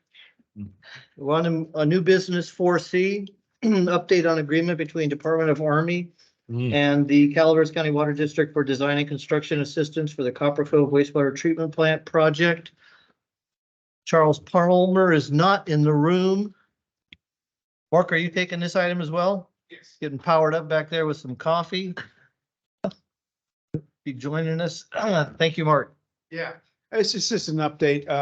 The Army Corps of Engineers has accepted our PPA and LA letter agreement. And so we're waiting for them to, they said they signed it, it's in the mail. Waiting for it to get back, but we are now officially charging to the project because once the letter agreement has been authorized, we can officially start the project in terms of accounting costs. Can I interrupt from, is this the one that we're waiting for the appropriations and have the appropriations been done? Yes, this is the Copper Cove wastewater treatment plant upgrade project that is primarily funded by the Army Corps. That is a lengthy bureaucratic process. But we got the appropriations, so we can start and not have to worry Yeah, about. the letter. The money is there. The money's been sitting there for a little while. We just have to work through this project partnership agreement and letter report that lays out the expenditures and the increments for the project activities that are currently funded. What we're waiting for now, so we've had $2 million appropriated already. What we're waiting for in this budget is the $11.2 million request. And we're talking about our federal government's budget, Right. not ours. Right. Okay. Right, so $11.2 million request that Senator Feinstein put in for us is still pending, and that we were pleased to hear that there won't be, at least immediately, a government shutdown so that they can continue hopefully passing appropriations bills. And hopefully we'll see that request honored through the appropriations process and be able to award a construction contract for the full project or some significant part of it. So that's all still happening at the same time. What this is because we already have the $2 million that's been appropriated, it allows us to spend that money and spend, as we spend money on design services, we get in-kind contribution credit towards our share of the construction costs as 75-25 local match. And so we had put our design engineer on hold until this was done, because the money we spend now, if we'd spent the money we spent before this report was done, we would not receive in-kind contribution credit for it. And so we've had our design engineer on hold for a while. Now that engineering process is restarted in earnest, and we'll get this going as quickly as we can. And so pretty much we're only gonna be budgeting 2 million that we've received. We're not gonna pull out anything else yet until we know the other appropriations are in. We have already budgeted for our own share, the cost for the design and environmental, and that's where we're at right now. It'll get us to bid documents. The plan was by this summer. I haven't seen a revised schedule yet. We'll see where the delay, how much the delay has impacted us. But we'd like to get this out to construction contract as soon as possible. Okay. And government shutdown is not. At least through the end of the year. So there's another continuing resolution. We don't have a federal budget yet, but we won't have a shutdown at least through the end of the year. Do we have the approval on the full 17.6 million? No. So So that's what I'm wondering, how much are we gonna spend now? Even this is in kind, so it has to be done regardless of approval. We could have it done and then it might sit on the shelf if we don't get enough money to do the project. Right, and that's why we pushed for such a large appropriation all at once, rather than the $1 million a year that they had been doing. Because in order for us to actually award the construction contract, we need the larger lump sum to cover the cost of the contract. So what we have requested is the full authorization, the authorized amount of 13.28 million. We've requested the remainder of the balance on that. So the 11.2 that would be in this year's federal budget. And then we've also requested through Senator Padilla's office, the increase in the total authorization from 13.28 million, I believe, to 17 or 16. So we have the approval of 13. It's not appropriated. 2 million have been appropriated. Okay, but the full that we're approved for has not been appropriated. Correct. And what kind of a timeline could that be? We may be approved for it. It's only per federal budget year and it has to get approved every time and then No, it might once- get appropriated. Yeah, good question. No, once it's appropriated, it's in the bank essentially. Just when they want to dole it out is what could happen. And our goal is to spend it as soon as possible after it's appropriated. So we want to get this construction Right. contract out this federal fiscal year. But once it's appropriated, it's Money and we're sitting- good. yeah. It's like, waiting here's to your be- cash, come get it. But one of my concerns is, how much do you want to spend before we know when that appropriation is? I mean, should this be on hold just a little bit longer and we start focusing on one that we know we have funds for? No, so the effort underway right now will fund that'll get us through design engineering and all the way through the bid document. 2 million. Yeah, that's more than enough actually to get us. And through that's the where one we- that you know is already in the bank.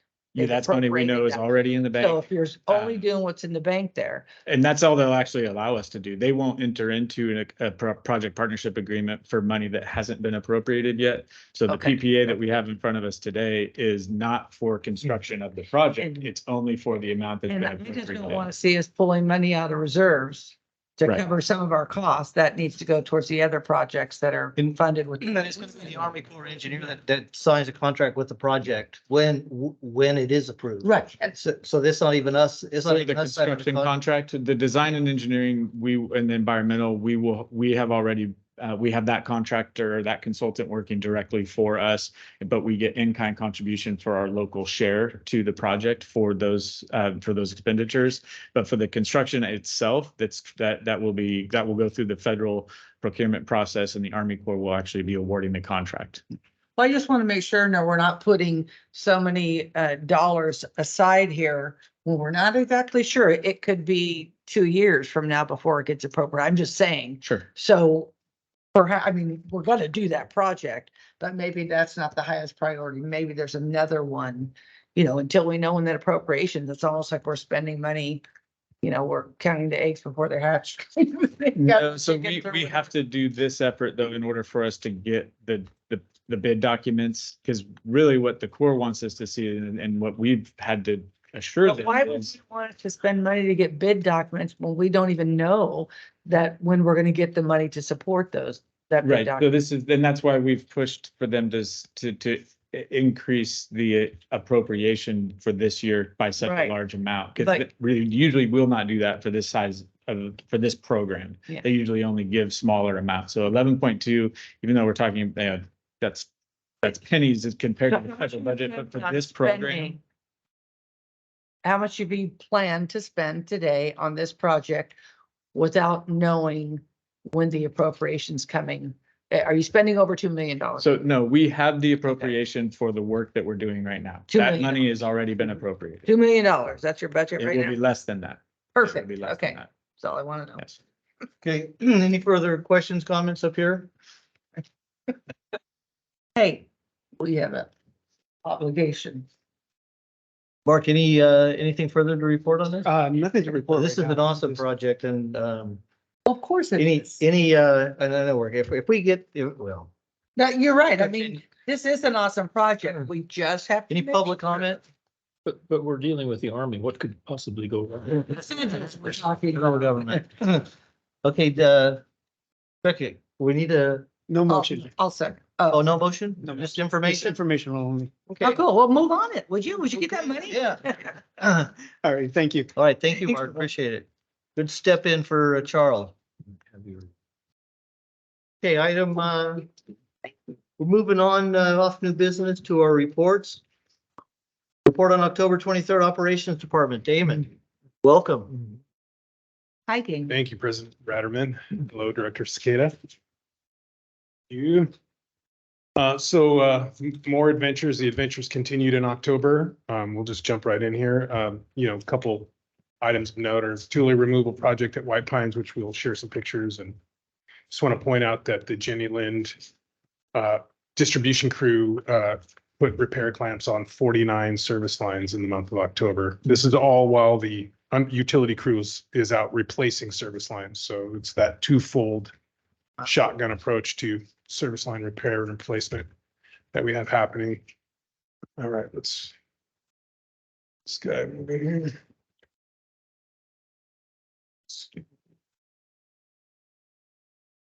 There we go. One thing that I thought it was important to kind of point out is some of these older poly service lines, you can see the repair clamp is the stainless steel and blue apparatus. So that's an old repair clamp that our guys cut out of there.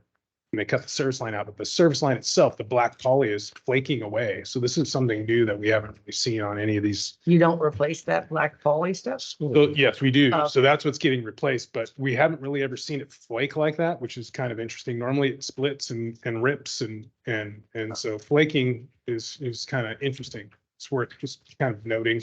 This is kind of some of the things that our folks out in the field note and report out to us.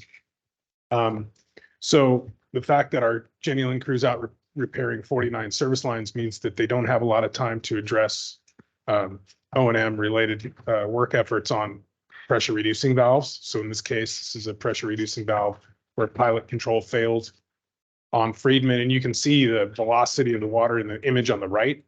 So often when we're reducing pressure, we're reducing high pressure to a lower pressure. So that could be anywhere from above, 180, 200 PSI down, even higher than that at times, right?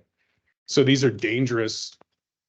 These can be dangerous tools that we use. And so it's just worth noting that, three distribution crew members working most of the time making water system repairs doesn't leave a lot of time for O&M. And so we have an emergency like this. You can see the image on the left too, is the box full of water. And then the guys have used the vac tube on the right to suck all the water out. And then you can see the velocity of the water spraying off the pilot controls. But the image on the right, I also want to point out the box, the box is disintegrating also. So we have a lot of PRVs, pressure reducing valves, particularly up on Ebbets Pass. We have over 100. And the vault oftentimes can be as dangerous or as much of a concern as the actual valve itself. And this is kind of one of those cases. So the image on the left, Kelly and Gerkensmeyer and I were having a conversation yesterday about the good old fashioned copper tubing with flared and compression fittings. It used to be an art to kind of run the pilot controls on a pilot valve or a control valve. And now we have this flexible braided steel hose, which is like a revelation. And that's what our guys replaced the failed tube with in the image on the right. You can see it's kind of shiny up the top, and that's what failed. And then, more of the same, MRF, we have a fire check that has a pressure reducing valve that maintains velocity or volume through the fire check if that fire check were to ever open. And this is a piece of brass that failed at the threads. The image on the right, you can see the hole. And so our guys, will get in there and replace those when they can. Ideally, we have crews that can get out there and exercise these. Oftentimes you have a high flow, low flow, depending on water use. Sometimes the low flow doesn't operate very much, or sometimes the high flow doesn't operate very much. And so, part of O&M with a pressure reducing valve or sustaining valves to get out there and make them work, and then assess kind of their fittings and the pilot controls and make repairs as necessary. So as we work to replace service lines, the goal is that we can transition our crews to doing a lot of this preventative maintenance work that we're showing you images of here as they fail. Moving up to West Point. This is kind of an interesting one that just really in a couple of pictures illustrates that often where the water is perking, the repair is not at that location. So the image on the right, you can see the hole full of water up at the top of the image, and then kind of in the middle is the hole with a repair clamp in it.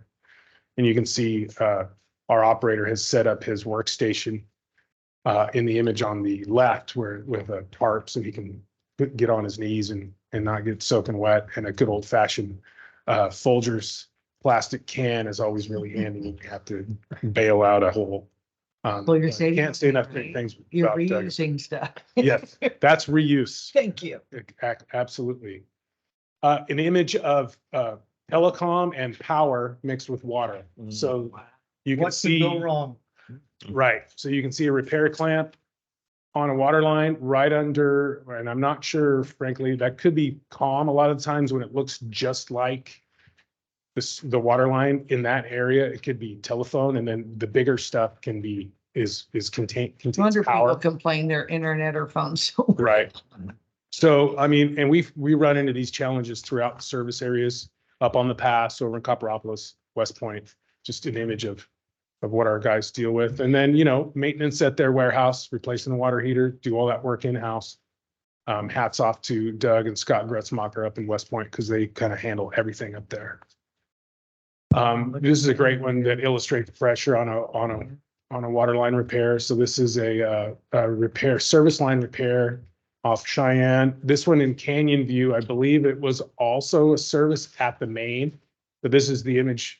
You know, it's just kind of a telling image. You got the vac truck there, operator with flashlight, and then the pickup tube, and then just water shooting into the sky. So it's some of what our guys deal with. And then just give you an understanding of, even if it's just a service line, oftentimes it can be a heck of a lot of water that comes out during a failure. And so you can see the water finding its way down into somebody's front yard in the image on the left, and then all over the street in the image on the right. You can see the service truck, the cones, and then the vac truck in the background. And then our operator, Billy, on the left, kind of reaching down in there to see what he can find, what he can feel. You know, repair by braille.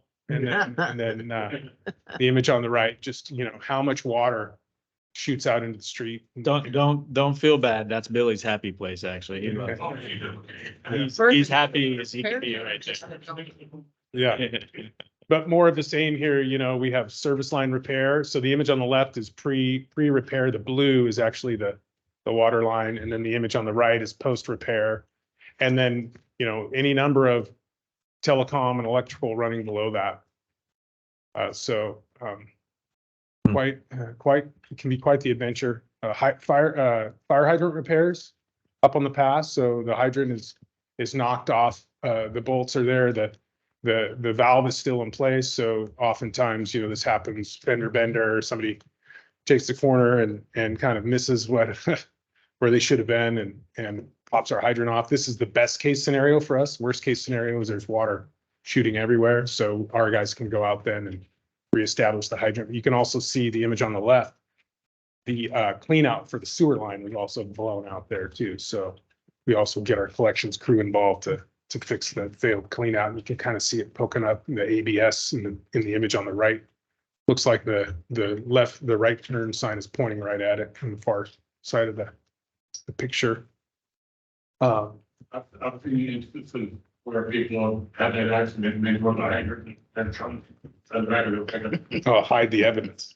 Just take it home. Oh, yeah, interesting. Yard art, I guess, right?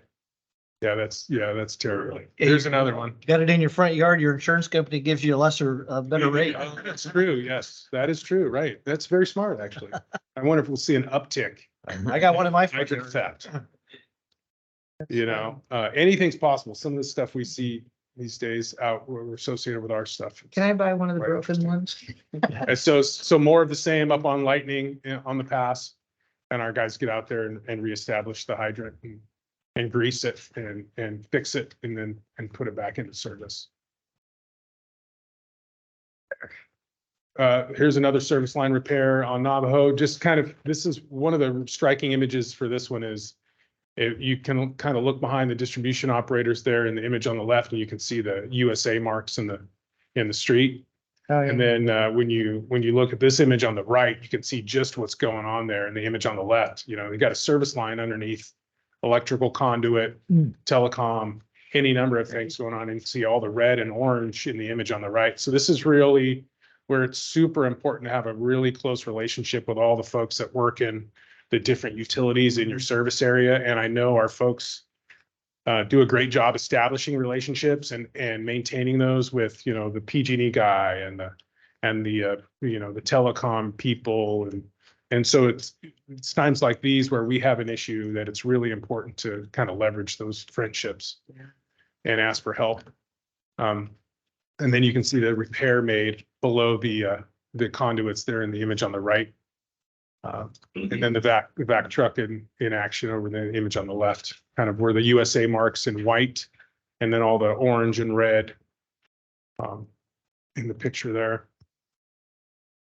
This was, so we have a lift station 3 by White Pines Lake, and there's some drainage on our property that would cause issues and periodically flood the street and give us issues at our lift station. So on our free time, our guys go out and, improve our facilities. And this is one of those occasions where they were able to kind of reestablish the drain and just in really good housekeeping, making sure that our property is nice, clean and clear, and there's no issues there.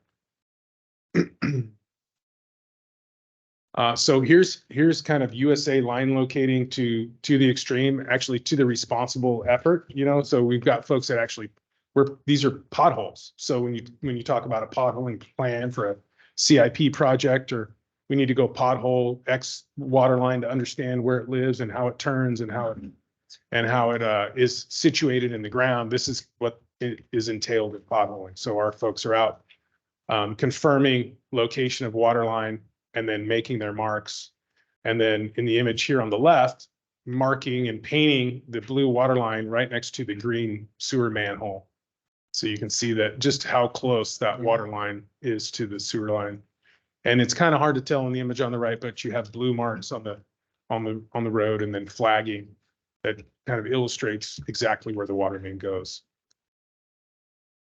Routine work on the pass. And This is maybe Damon, just touch on how huge of a work effort marking is these days and how that's increased. Yeah, so it's I think it's pretty clear to all of us now, and Randy brought it up earlier in the fact that PG&E is undergrounding a lot of their infrastructure throughout most all of the county. And so they issue a ton of underground service alerts. And when they issue those underground service alerts, it's important that we go out and locate our infrastructure so that it's not damaged. And we don't have a water outage or a boil water advisory, or we don't have a sewer spill. And so the uptick over the past, I would say it's a little, almost about 5 years now. It's just been astronomical. I mean, we were in the thousands of USAs the last few years up on Evans Pass. Yeah. And so if we don't get to them, it's on us. If they hit it, we're out there repairing it because we didn't mark it. And so it's critically important that we get out there and we mark these things. And so oftentimes this work, if we have a small service line leak and it's just kind of a bubble in the street, we're going to let that thing buck because we got to go mark this. PG&E's about to take out 3 power poles next to a 12-inch water main. We're going to go fix that service line leak in a couple of days. So those are some of the challenges that we face with USAs. That's an air relief valve in the image on the left. There's a little circle at the top, and there's a diaphragm there, and there's usually a ball or some sort of a float that's pressing that diaphragm up against the top of that valve to keep it closed. And then if air perks into the system, that ball will drop and it'll allow that air to escape. And so Billy in the image on the right is pulling a chlorine residual sample off a fire hydrant while flushing, so freshening water, and also working to understand what the chlorine residuals are out in the distribution system. And then so here's a project our mechanics did. And incidentally, we have a full house of mechanics, which we haven't had in over a year. So this is great. And they immediately get together, and this is an intake structure at a waste facility. So there's a trough in the image on the left. And then if you can imagine that screw or that spiral in the image on the right sitting in that trough. And what it does is it slowly spins and it grabs a hold of any debris that's not human made in the waste stream, and it draws it out and it dumps it into a trash can. So that could be plastic, Swiffers, mop, rags, whatever. It'll pull it out of there. Well, the way these things are situated in troughs, the brushes on them degrade over time, and some of that debris can slip through toothpicks, Q-tips. And so our mechanics got out and they fabricated this device that sits perfectly in the trough, and it directs all the flow through the stainless steel vent right into that spiraling pickup tube on the headwork screen. So great work, great job. They fabricated it, manufactured it themselves? Correct. Yep. Is this something that you could put together for the JPIA? Is it too late? Absolutely.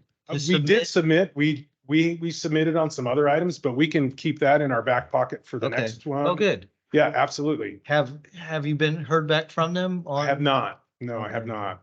All right. But that one was, that was associated with the Vallecito project. Okay. Damon, do they Later on. fabricate them here in this building? Correct. Yep, yep. Yep. Big metal plate. Awesome. Damon? Yeah, Yeah. You, right. So so if you can imagine it's sitting in there and then that corkscrew on the right, you put that, so you can see it's hanging from sorry, I'm jumping around here. You can see it's hanging from a crane. Right. We got it floated in the air, right? And so we'll set the face of that corkscrew down in that trough and it'll now sit directly in front of this stainless steel circular, it's expanded metal. So it's got full holes, and then that neoprene will kind of shape to the trough itself, and it's watertight. So all that waste then has to flow right through that channel and gets attacked by the corkscrew. And so then all the Q-tips and toothpicks and as much as critically, as we can, eggshells and all that good stuff gets So drawn the out. larger stuff is moved away elsewhere, because you wouldn't want. Have we huge, patented large this stuff apparatus going yet?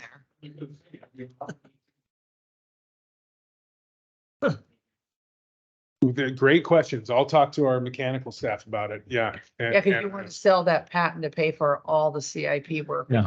They might have, I'm worried that they would take that and run with it and be like, okay, CCWD, we're starting our own. We need to have- No, they did it on district time. District We owns need it. District so. time. Yeah. Yep. We need to make sure that's a clause on there, like a non-compete. Damon, Yeah. you've shown They us get a bonus. page after page after page of problems in Arnold and Evans Pass. Is the director in that area letting things slide up there or what? Yeah. Well, I will tell you that, depending on bandwidth, some of our field folks have more time to share with me some of what they're doing with images. And depending on what's going on, I know our folks in Copper have been pretty darn busy, so. So they don't have time to take photographs. That's Yeah. what's going on. Yeah. And some guys are, it's more important that they share. And other guys, you got to pry it out of them. Hey, you don't want to see what I'm working on. Yeah, well, last month we were down in Jenny Lind a lot. Remember that? Yeah. Did we take our cameras away from those guys? Yeah. Earlier in this meeting, Francisco said that he had a snapshot and you had a film. Where's your film? This, I know. I haven't right used here. film, frankly, in quite a while. So now it's all my phone. It's all the phone, right? okay. Carry on. Okay. So White Pines Dam, you can see that we have a big bucket and we're trying to put a smooth edge on it so we can continue with the tule removal. And so this is an image of all three mechanics trucks on site welding on a smooth edge on a bucket so we can get to work. And this is I wanted to highlight that it's great to see because we haven't had a full complement of mechanics in quite some time. And so they immediately get to work and they're innovative and they do great work and we're really happy. Maybe you should have the whole staff come in so we could say thank you. Yeah. Hey, sure. Is that our bucket? That is not our bucket. What do we? So we like to call ourselves adventurous here at CCWD because we can weld that on and we can take it right off when we're trying to return the bucket. So nobody's put out and everyone's happy and our project has been completed. Maybe we should buy a bucket. So, Yeah, that's quite a bucket Yeah. right there. Yeah. Hey. Yeah, turn the other way, Hey. Russ, and say that. Yeah. Music to my ears. The electricians, now we're moving on to the electricians. And so Flexum flow meters have really come of age. So these are magnetic flow meters that we can strap onto pipe. And our electricians have gotten really good at understanding how to program them and how to set the K factor or the smoothness of the inside of a pipe into the programming so that we can get an accurate flow read. And this is associated with our West Point second filter project. So we have to do some workarounds while we're implementing a second filter.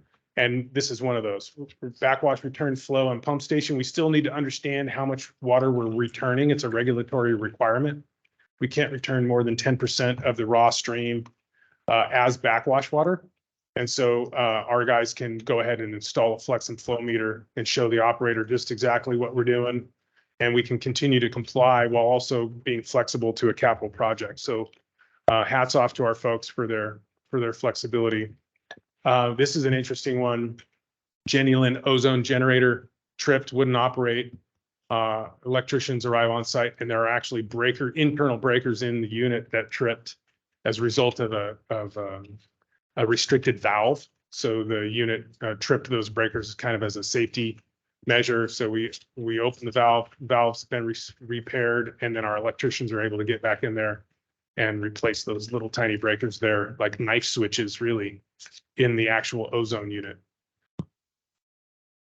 And then so some of us participated in a tour of the Jenny Lind water treatment plant. I just think it's always really important to illustrate the efficiency of these front end flush clarifying units on the front end of the filters at Jenny Lind, because that water, that is manganese in that water supply. That, you know, it looks like probably the strongest iced tea you would ever drink, but it's actually all the manganese that we've extracted from the raw stream, and we're now cleaning off these. Yeah, you could call it kombucha. We could try to market it that way maybe. But there's in that basin, there's thousands, over 20,000 of these little plastic beads. They kind of look like lentils. Mm-hmm. And the way the system works is there's a flash coagulation upstream of those lentil beads. And then all of the debris catches in the voids of the beans. So as the water molecule flows up through those restrictions, the dirt and debris is stripped away, and that includes the manganese. And so when you go ahead and then clean it, which you agitate all those beads, and you shake it and you hit it with air and you reverse flow and you increase the velocity, you shake off all that manganese, and it's just really kind of remarkable to be there and see. And it just illustrates, you know, the great work that our folks do at Jenny Lind and all the treatment facilities, and actually how effective these filters are and these clarifiers. I see Francisco in that picture. Yeah. Uh-huh. Yeah, Nice. it was a really fun afternoon. Yeah. And then the image on the left here, we're looking at these TCU 5300 turbidimeters. So these actually measure the clarity of the water. So we shine a light through one side of the water stream, and whatever we get back on the other side determines how clean and clear the water supply is. And so I think John Brown is kind of giving a kind of a understanding of how that works in the image on the left, and talking about, you know, clarity or turbidity for a treatment plant operator is kind of equivalent to, you know, how much do you bench press? You know, what's your turbidity at your water plant? How clean can you make your water is essentially that question that you always see it, you know, when folks are gathering for training or at some sort of water treatment event or function. And Jenny Lind's water is extremely clean. All of our facilities, 0.02, 0.03, and that's really, really clean water. What happens to the manganese that you flush out of those beads? So the water goes into a backwash return basin, and then we decant. So all the debris is allowed to settle. And so if you can imagine a serpentine belt of basins, so we're going to take the decanted water at the farthest basin, and we're going to return just under 10% of that. And then at the closest basins to the facility, all that debris is going to settle. And if you let it sit there long enough, it would turn into essentially like peat.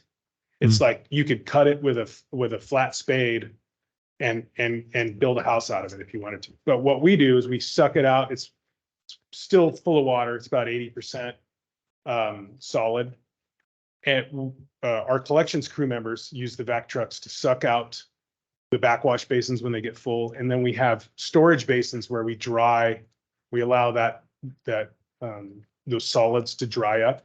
And you'd be amazed at how small they are once all the water's gone.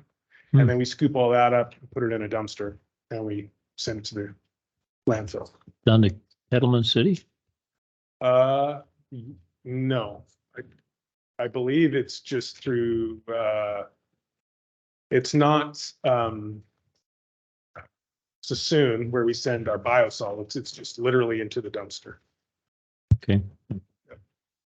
So white pine tule removal. So what you're looking at here is all of the tules that had gathered over time in the spillway. So the image on the right kind of shows the edge of the spillway, and in the left of the image, the concrete kind of looks like about 2 foot wide You recognize it?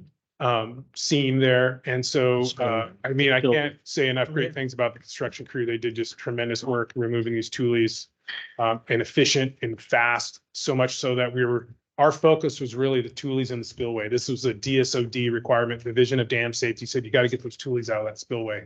We said, yep, we're on it.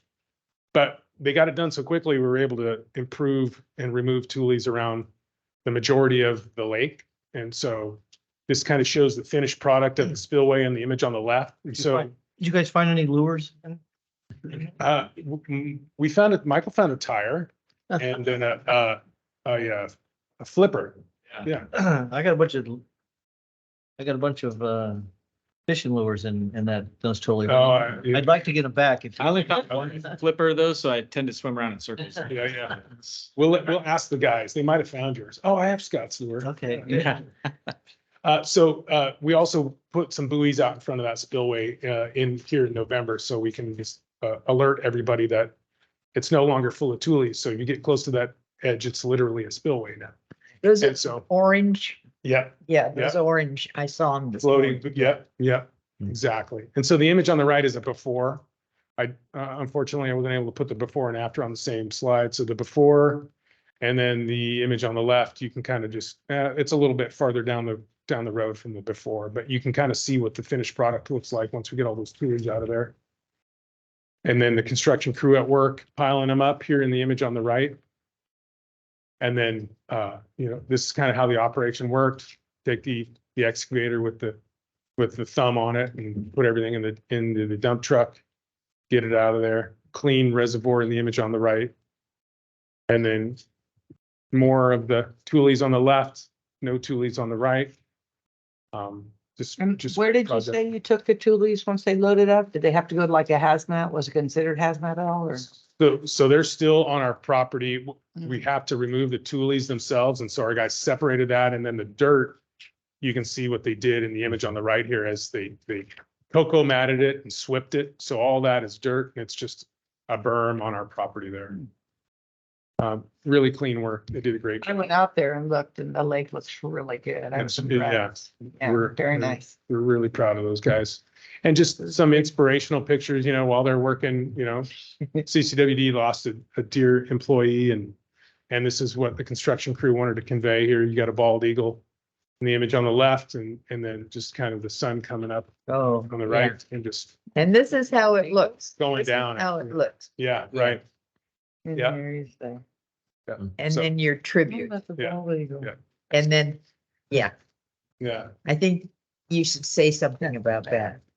Well, yeah, I mean, we're just, Dylan was with CCWD for 20 years, and he was just a wonderful Going to be employee. missed.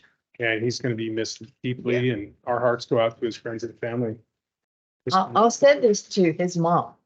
Okay, yeah, that'd be great. Yeah, Thank you. when you give Thank me you, Damon. the address. Thank you, Damon. Yeah, very nice. Moving on report to as always. General manager report. Don't go far, Damon, because I do want to acknowledge, and I'm not going to get all the details right, but I want to acknowledge Damon, who has kind of worked himself into an advisory role for the California Air Resources Board. Can you talk a little bit about the committee that you're on, man? Sure. Yeah. Thanks, Michael. Yeah. So the California Air Resources Board has developed a group. There's 4 committees, I believe, associated with implementing the Clean Fleets regulation for electric vehicles. And I'm on the implementation group. And I believe I was selected because one of the things that I don't feel the Air Resources Board has focused enough attention on is rural water and wastewater utilities. And the fact that, we might not have a bunch of administrative vehicles that have charging stations out in front of the office like some of our counterparts do in the city. And so we kind of need to start in it from a different place when it comes to CARB. But the other thing that's important to note from an implementation standpoint for water and wastewater utilities is AB 1594 basically told the CARB, when it comes to water and wastewater utilities, in order to ensure the continued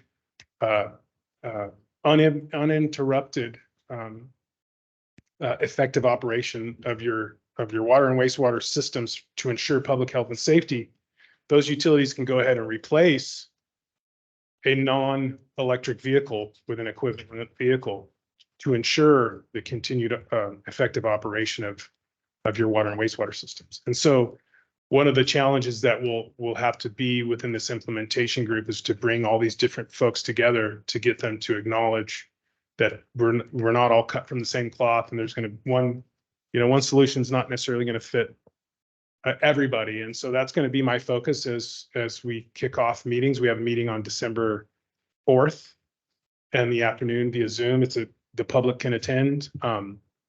Yeah, it's going to be an interesting This committee committee. was selected by state officials, and it was like the Correct, yeah. governor authorized this committee or It was requested that, and then they picked you. right. The Air Resources Board. So you could apply to be a member of there's a implementation group, there's a rules and regulations group. There's a couple others. I think there's a border compliance group. I can't remember what the name is actually for them, but yeah, so you apply, and then there's about 20 of us from the state that are in the group. Yeah.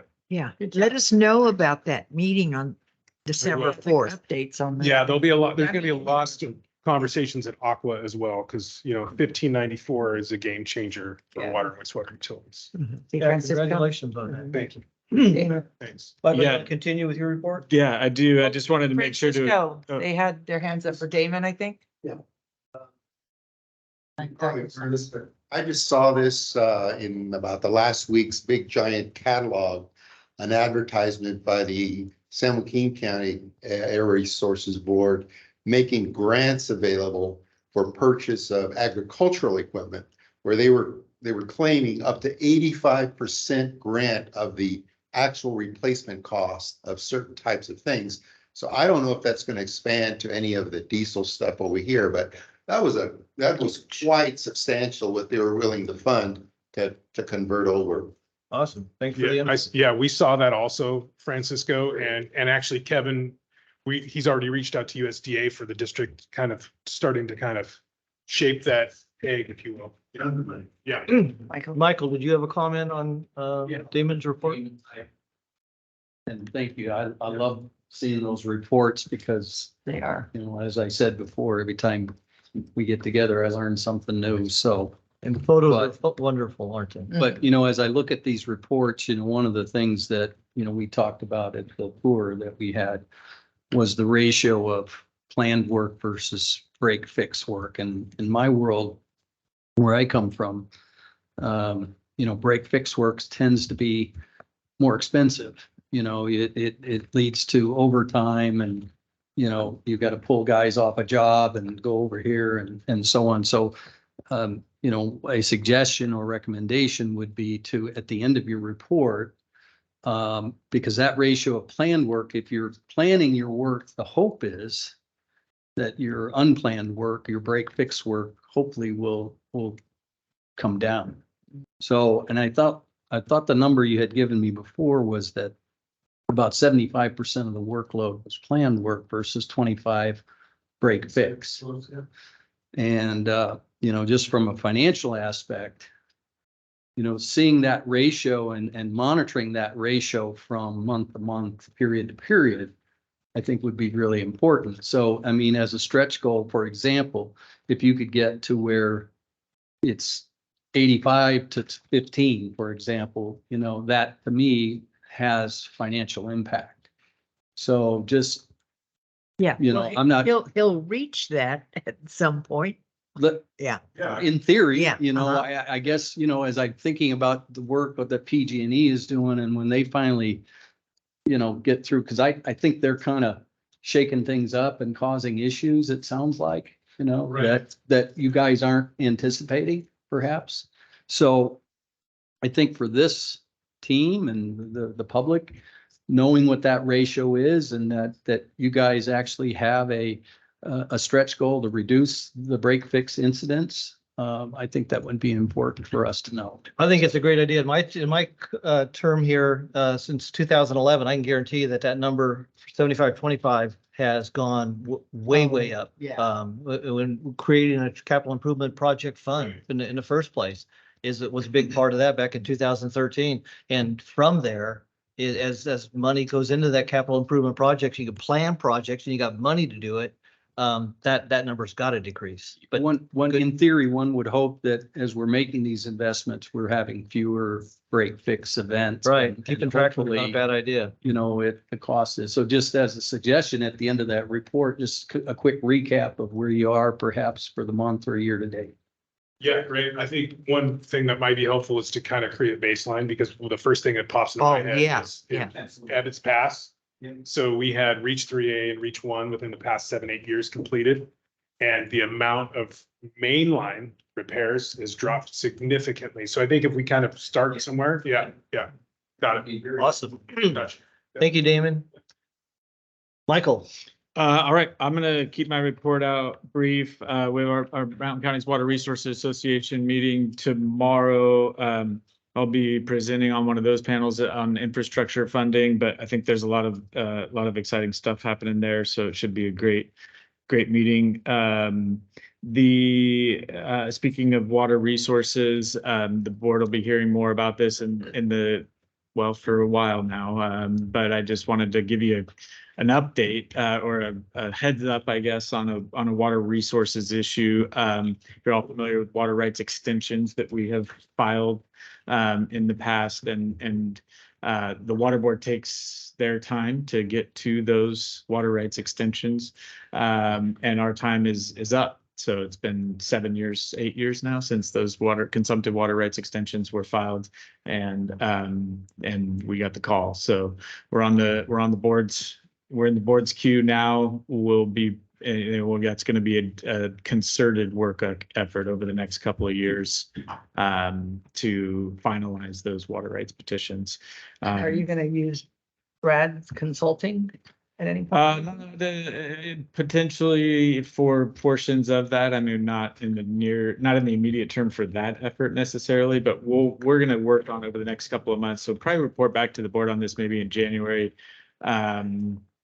February, a work plan to get us where we need to be. But it's going to be a multi-year, very intensive effort.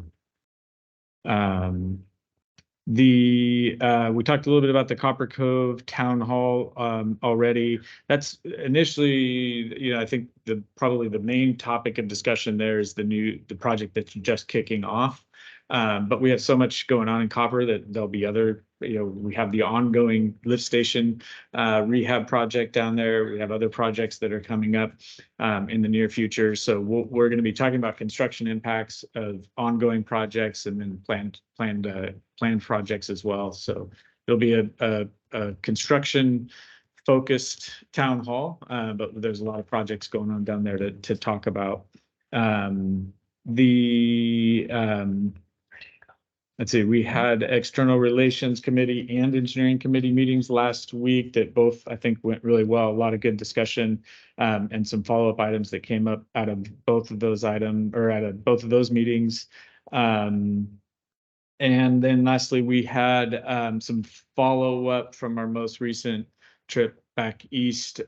We had another meeting with USDA senior officials talking about infrastructure funding, but also financing, trying to move the financing over the finish line for the biomass power project.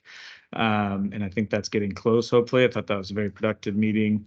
And then also with the Office of Management and Budget, and they're a key part of the decision-making process when it comes to the Army Corps Section 219 funding. So credit to Mia for getting us those meetings with the folks that end up influencing those decisions. That's all I have for now, unless there's questions for me. Go ahead, thank you. Michael, a couple of meetings ago, we talked about our relationship with Tridam and their new liaison person for the Lake Tulloch area. Have we reached out to them yet? We have had some interaction, and my understanding is that's an interim. And I don't know if that's an internal interim or how they're handling that. I'll follow up with Summer and confirm that. But yes, we've had some contact with that person whose name I'm forgetting right now. Okay. That's all I had. Okay, I'll have more. We're going to move on to board reports and information, future agenda items. Bertha, you want? Yeah, okay. This was a question for, Damon. You had all of those, breaks and everything. What kind of an inventory do you, or do you maintain any kind of an inventory of what pipes are breaking where? I mean, is that We do. part of the SCADA system or? So that would be part of our work order system or mobile MMS system, yes. So whenever a service request comes through customer service, our guys complete it and close it and describe the completion of the work effort. And then we also issue them ourselves. And so then we can track those over time. Well, that, and we- that was my, Yeah. that was my. And we can search them, based on, is it a problem in a meter box or is it a water main break? And there's certain tag keywords that we can use to search our work order database. And we keep those don't go anywhere. And so you can anticipate, I mean, if some area of pipe is, We know where we have problem areas, and so kind of speaking about water service lines and problem areas in Rancho Calaveras, our utility crews working right there in Baldwin, and then Dunn Road was a really tough one that we've had, water, as you all know, travels in mysterious ways. And so you can fix a service line here and say, okay, we've cleaned that wet patch up over here 2 houses down, and doesn't clean it up. You fix this one. And so part of that effort was to take some of those problem areas and really wholesale replacement of service lines. And so we're starting to see the fruits of their work efforts, almost 300 service lines last year.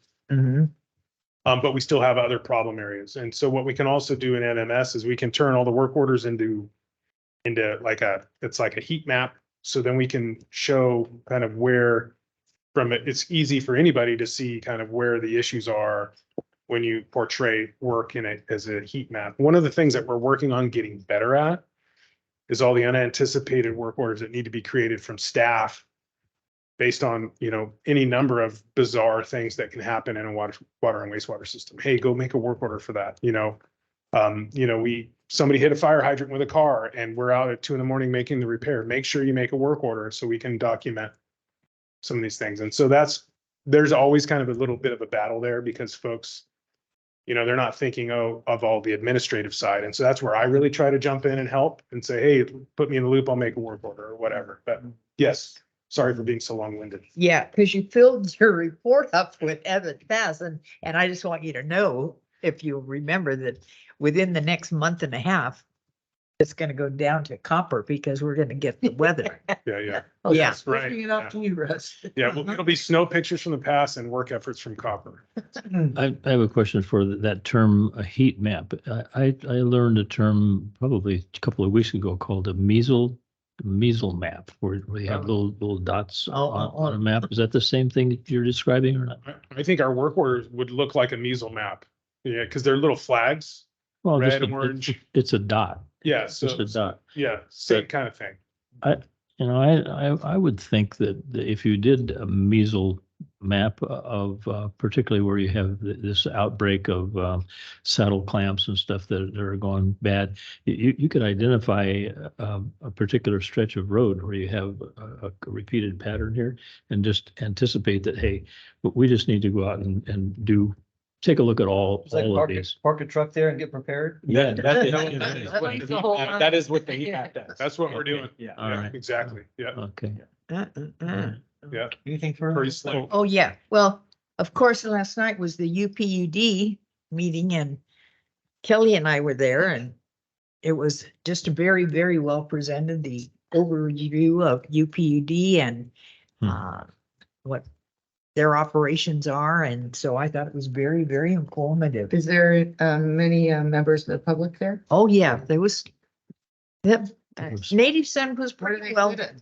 pretty well full. Absolutely. And so, that was all just you and I, huh, Cal? Oh, no, what's his name? Yeah. Sorry. It's okay. What's his name? Jesse. Okay, well, as I say, we're just battening down the hatches up the hill, so I'll keep you guys tuned in on what's going on. That's it. Okay. Cindy, It's been really quiet. I think no meetings or anything practically except for here, so. Thank you to everybody. Russ? Okay, yeah, a couple of things. That young man that came back for the second time to ask for some potential solution to his fixture problem and stuff. Michael, I don't know whether you could authorize this analysis to take place, but we pay our facility fees for this building and the adjacent building over here to CPUD.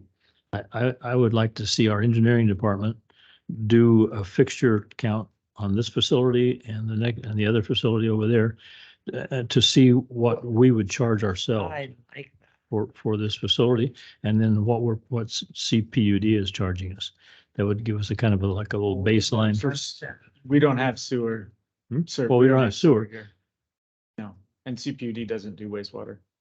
So we have leach field out back. Okay. Do an evaluation as if we were gonna do sewer to ours. I'd like to know what we would charge. Yeah, based on that. CCWD system, we could do that. Mhm.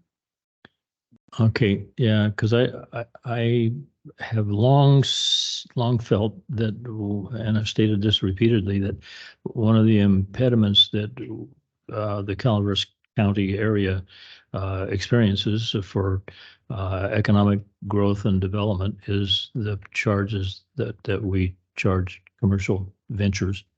And Randy Scheit brought up that same type of thing. We need to take a close look at that, and that has been discussed at the engineering committee for the last couple of years. We need to get our hands around that. Can you bring it to the whole board instead? Sure. I would like to We've see had that. some, Have we've had some discussion. recent discussions about those issues again, and so I think maybe starting with the engineering committee again, and then we can. go from Again, there to no. the full board. Yeah, I think we've Again. had some, it's been a couple of years since we did a lot of work on that, and we've had some discussions that were kind of. Would you at least bring this little, pretend like using CCWD's facilities, pretend like it's a customer that you're gonna bill, and I'd like to know what CCWD would be paying if they had to pay what everybody else did, using the fixture method like you do. Sure, we can do that. And I'd like that in an open meeting just to talk about. Okay, good. The only other thing that kind of caught my eye was that we paid CPUD $150 an acre foot for it's almost 76 acre feet of water purchased from the Middle Fork. I seem to remember that we charge our ag customers $18 an acre foot. So what? Those are different, not apples to apples there. So we pay for Middle Fork Moke water from their storage facility. So what we're paying is partially reimbursing them for the cost of the O&M for that storage facility. Our ag users on the Calaveras is what you're referring to. Those are direct diversions, and we don't own any of the infrastructure. The irrigators themselves pump the water and do all of the infrastructure work. Is this the contract we just negotiated with CPUD? Yeah, we just We just signed it? renegotiated that contract last year. Yeah. Yeah. But how about the slurry line charge per acre foot? What do we charge? Oof, what did we come down to on that? I think it's somewhere in the neighborhood of, if I remember, 75. It's around $75 an acre foot. Again, completely different water source and infrastructure issues there. And with that so that calculation was based on the cost to serve for those customers. Okay, so we're not out of line then. All right, and how soon, if you said tomorrow afternoon, we'll get an answer to where we're going to conduct this I meeting? believe the HOA meets tomorrow night. And we have a staff person that will be there to give us real-time updates. So it's being planned for December 6th and one Yeah, venue or another. right. Okay. Yeah. Anything further, Director? I'll just like to acknowledge that I, along with certain other board members, will be going down to attend the Aqua Conference in Indian Wells. Looking forward to that. That's the Monday after Thanksgiving. Hope to see you there. So you'll be gone all week? Mhm.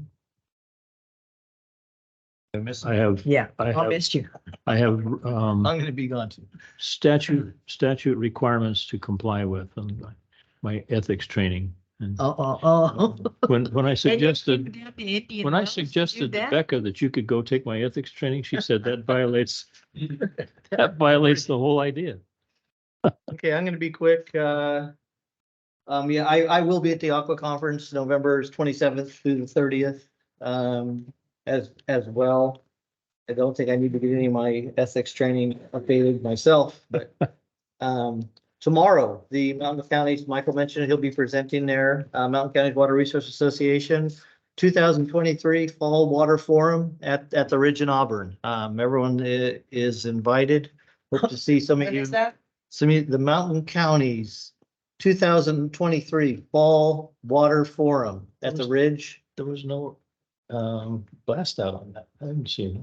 What happened? It's been advertised quite a bit. Becca, When have is you, have they seen anything from you?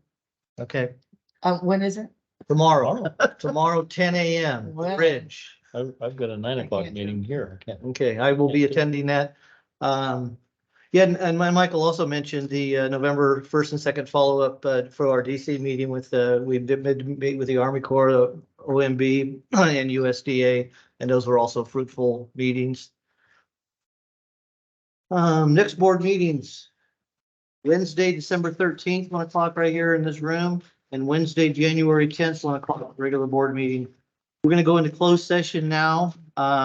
Item 8A and 8B, conference with legal counsel, anticipated litigation, significant exposure to litigation, 2 potential cases, and then 8B, government code, agency negotiator, general manager Michael Minkler, HR manager Stacy Lawler regarding negotiations with employer organizations, SEIU local management confidential unit.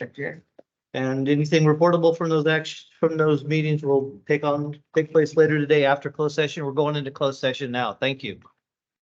Thanks for being here, Jake. Bye, nice to meet you. Bye. We'll see you.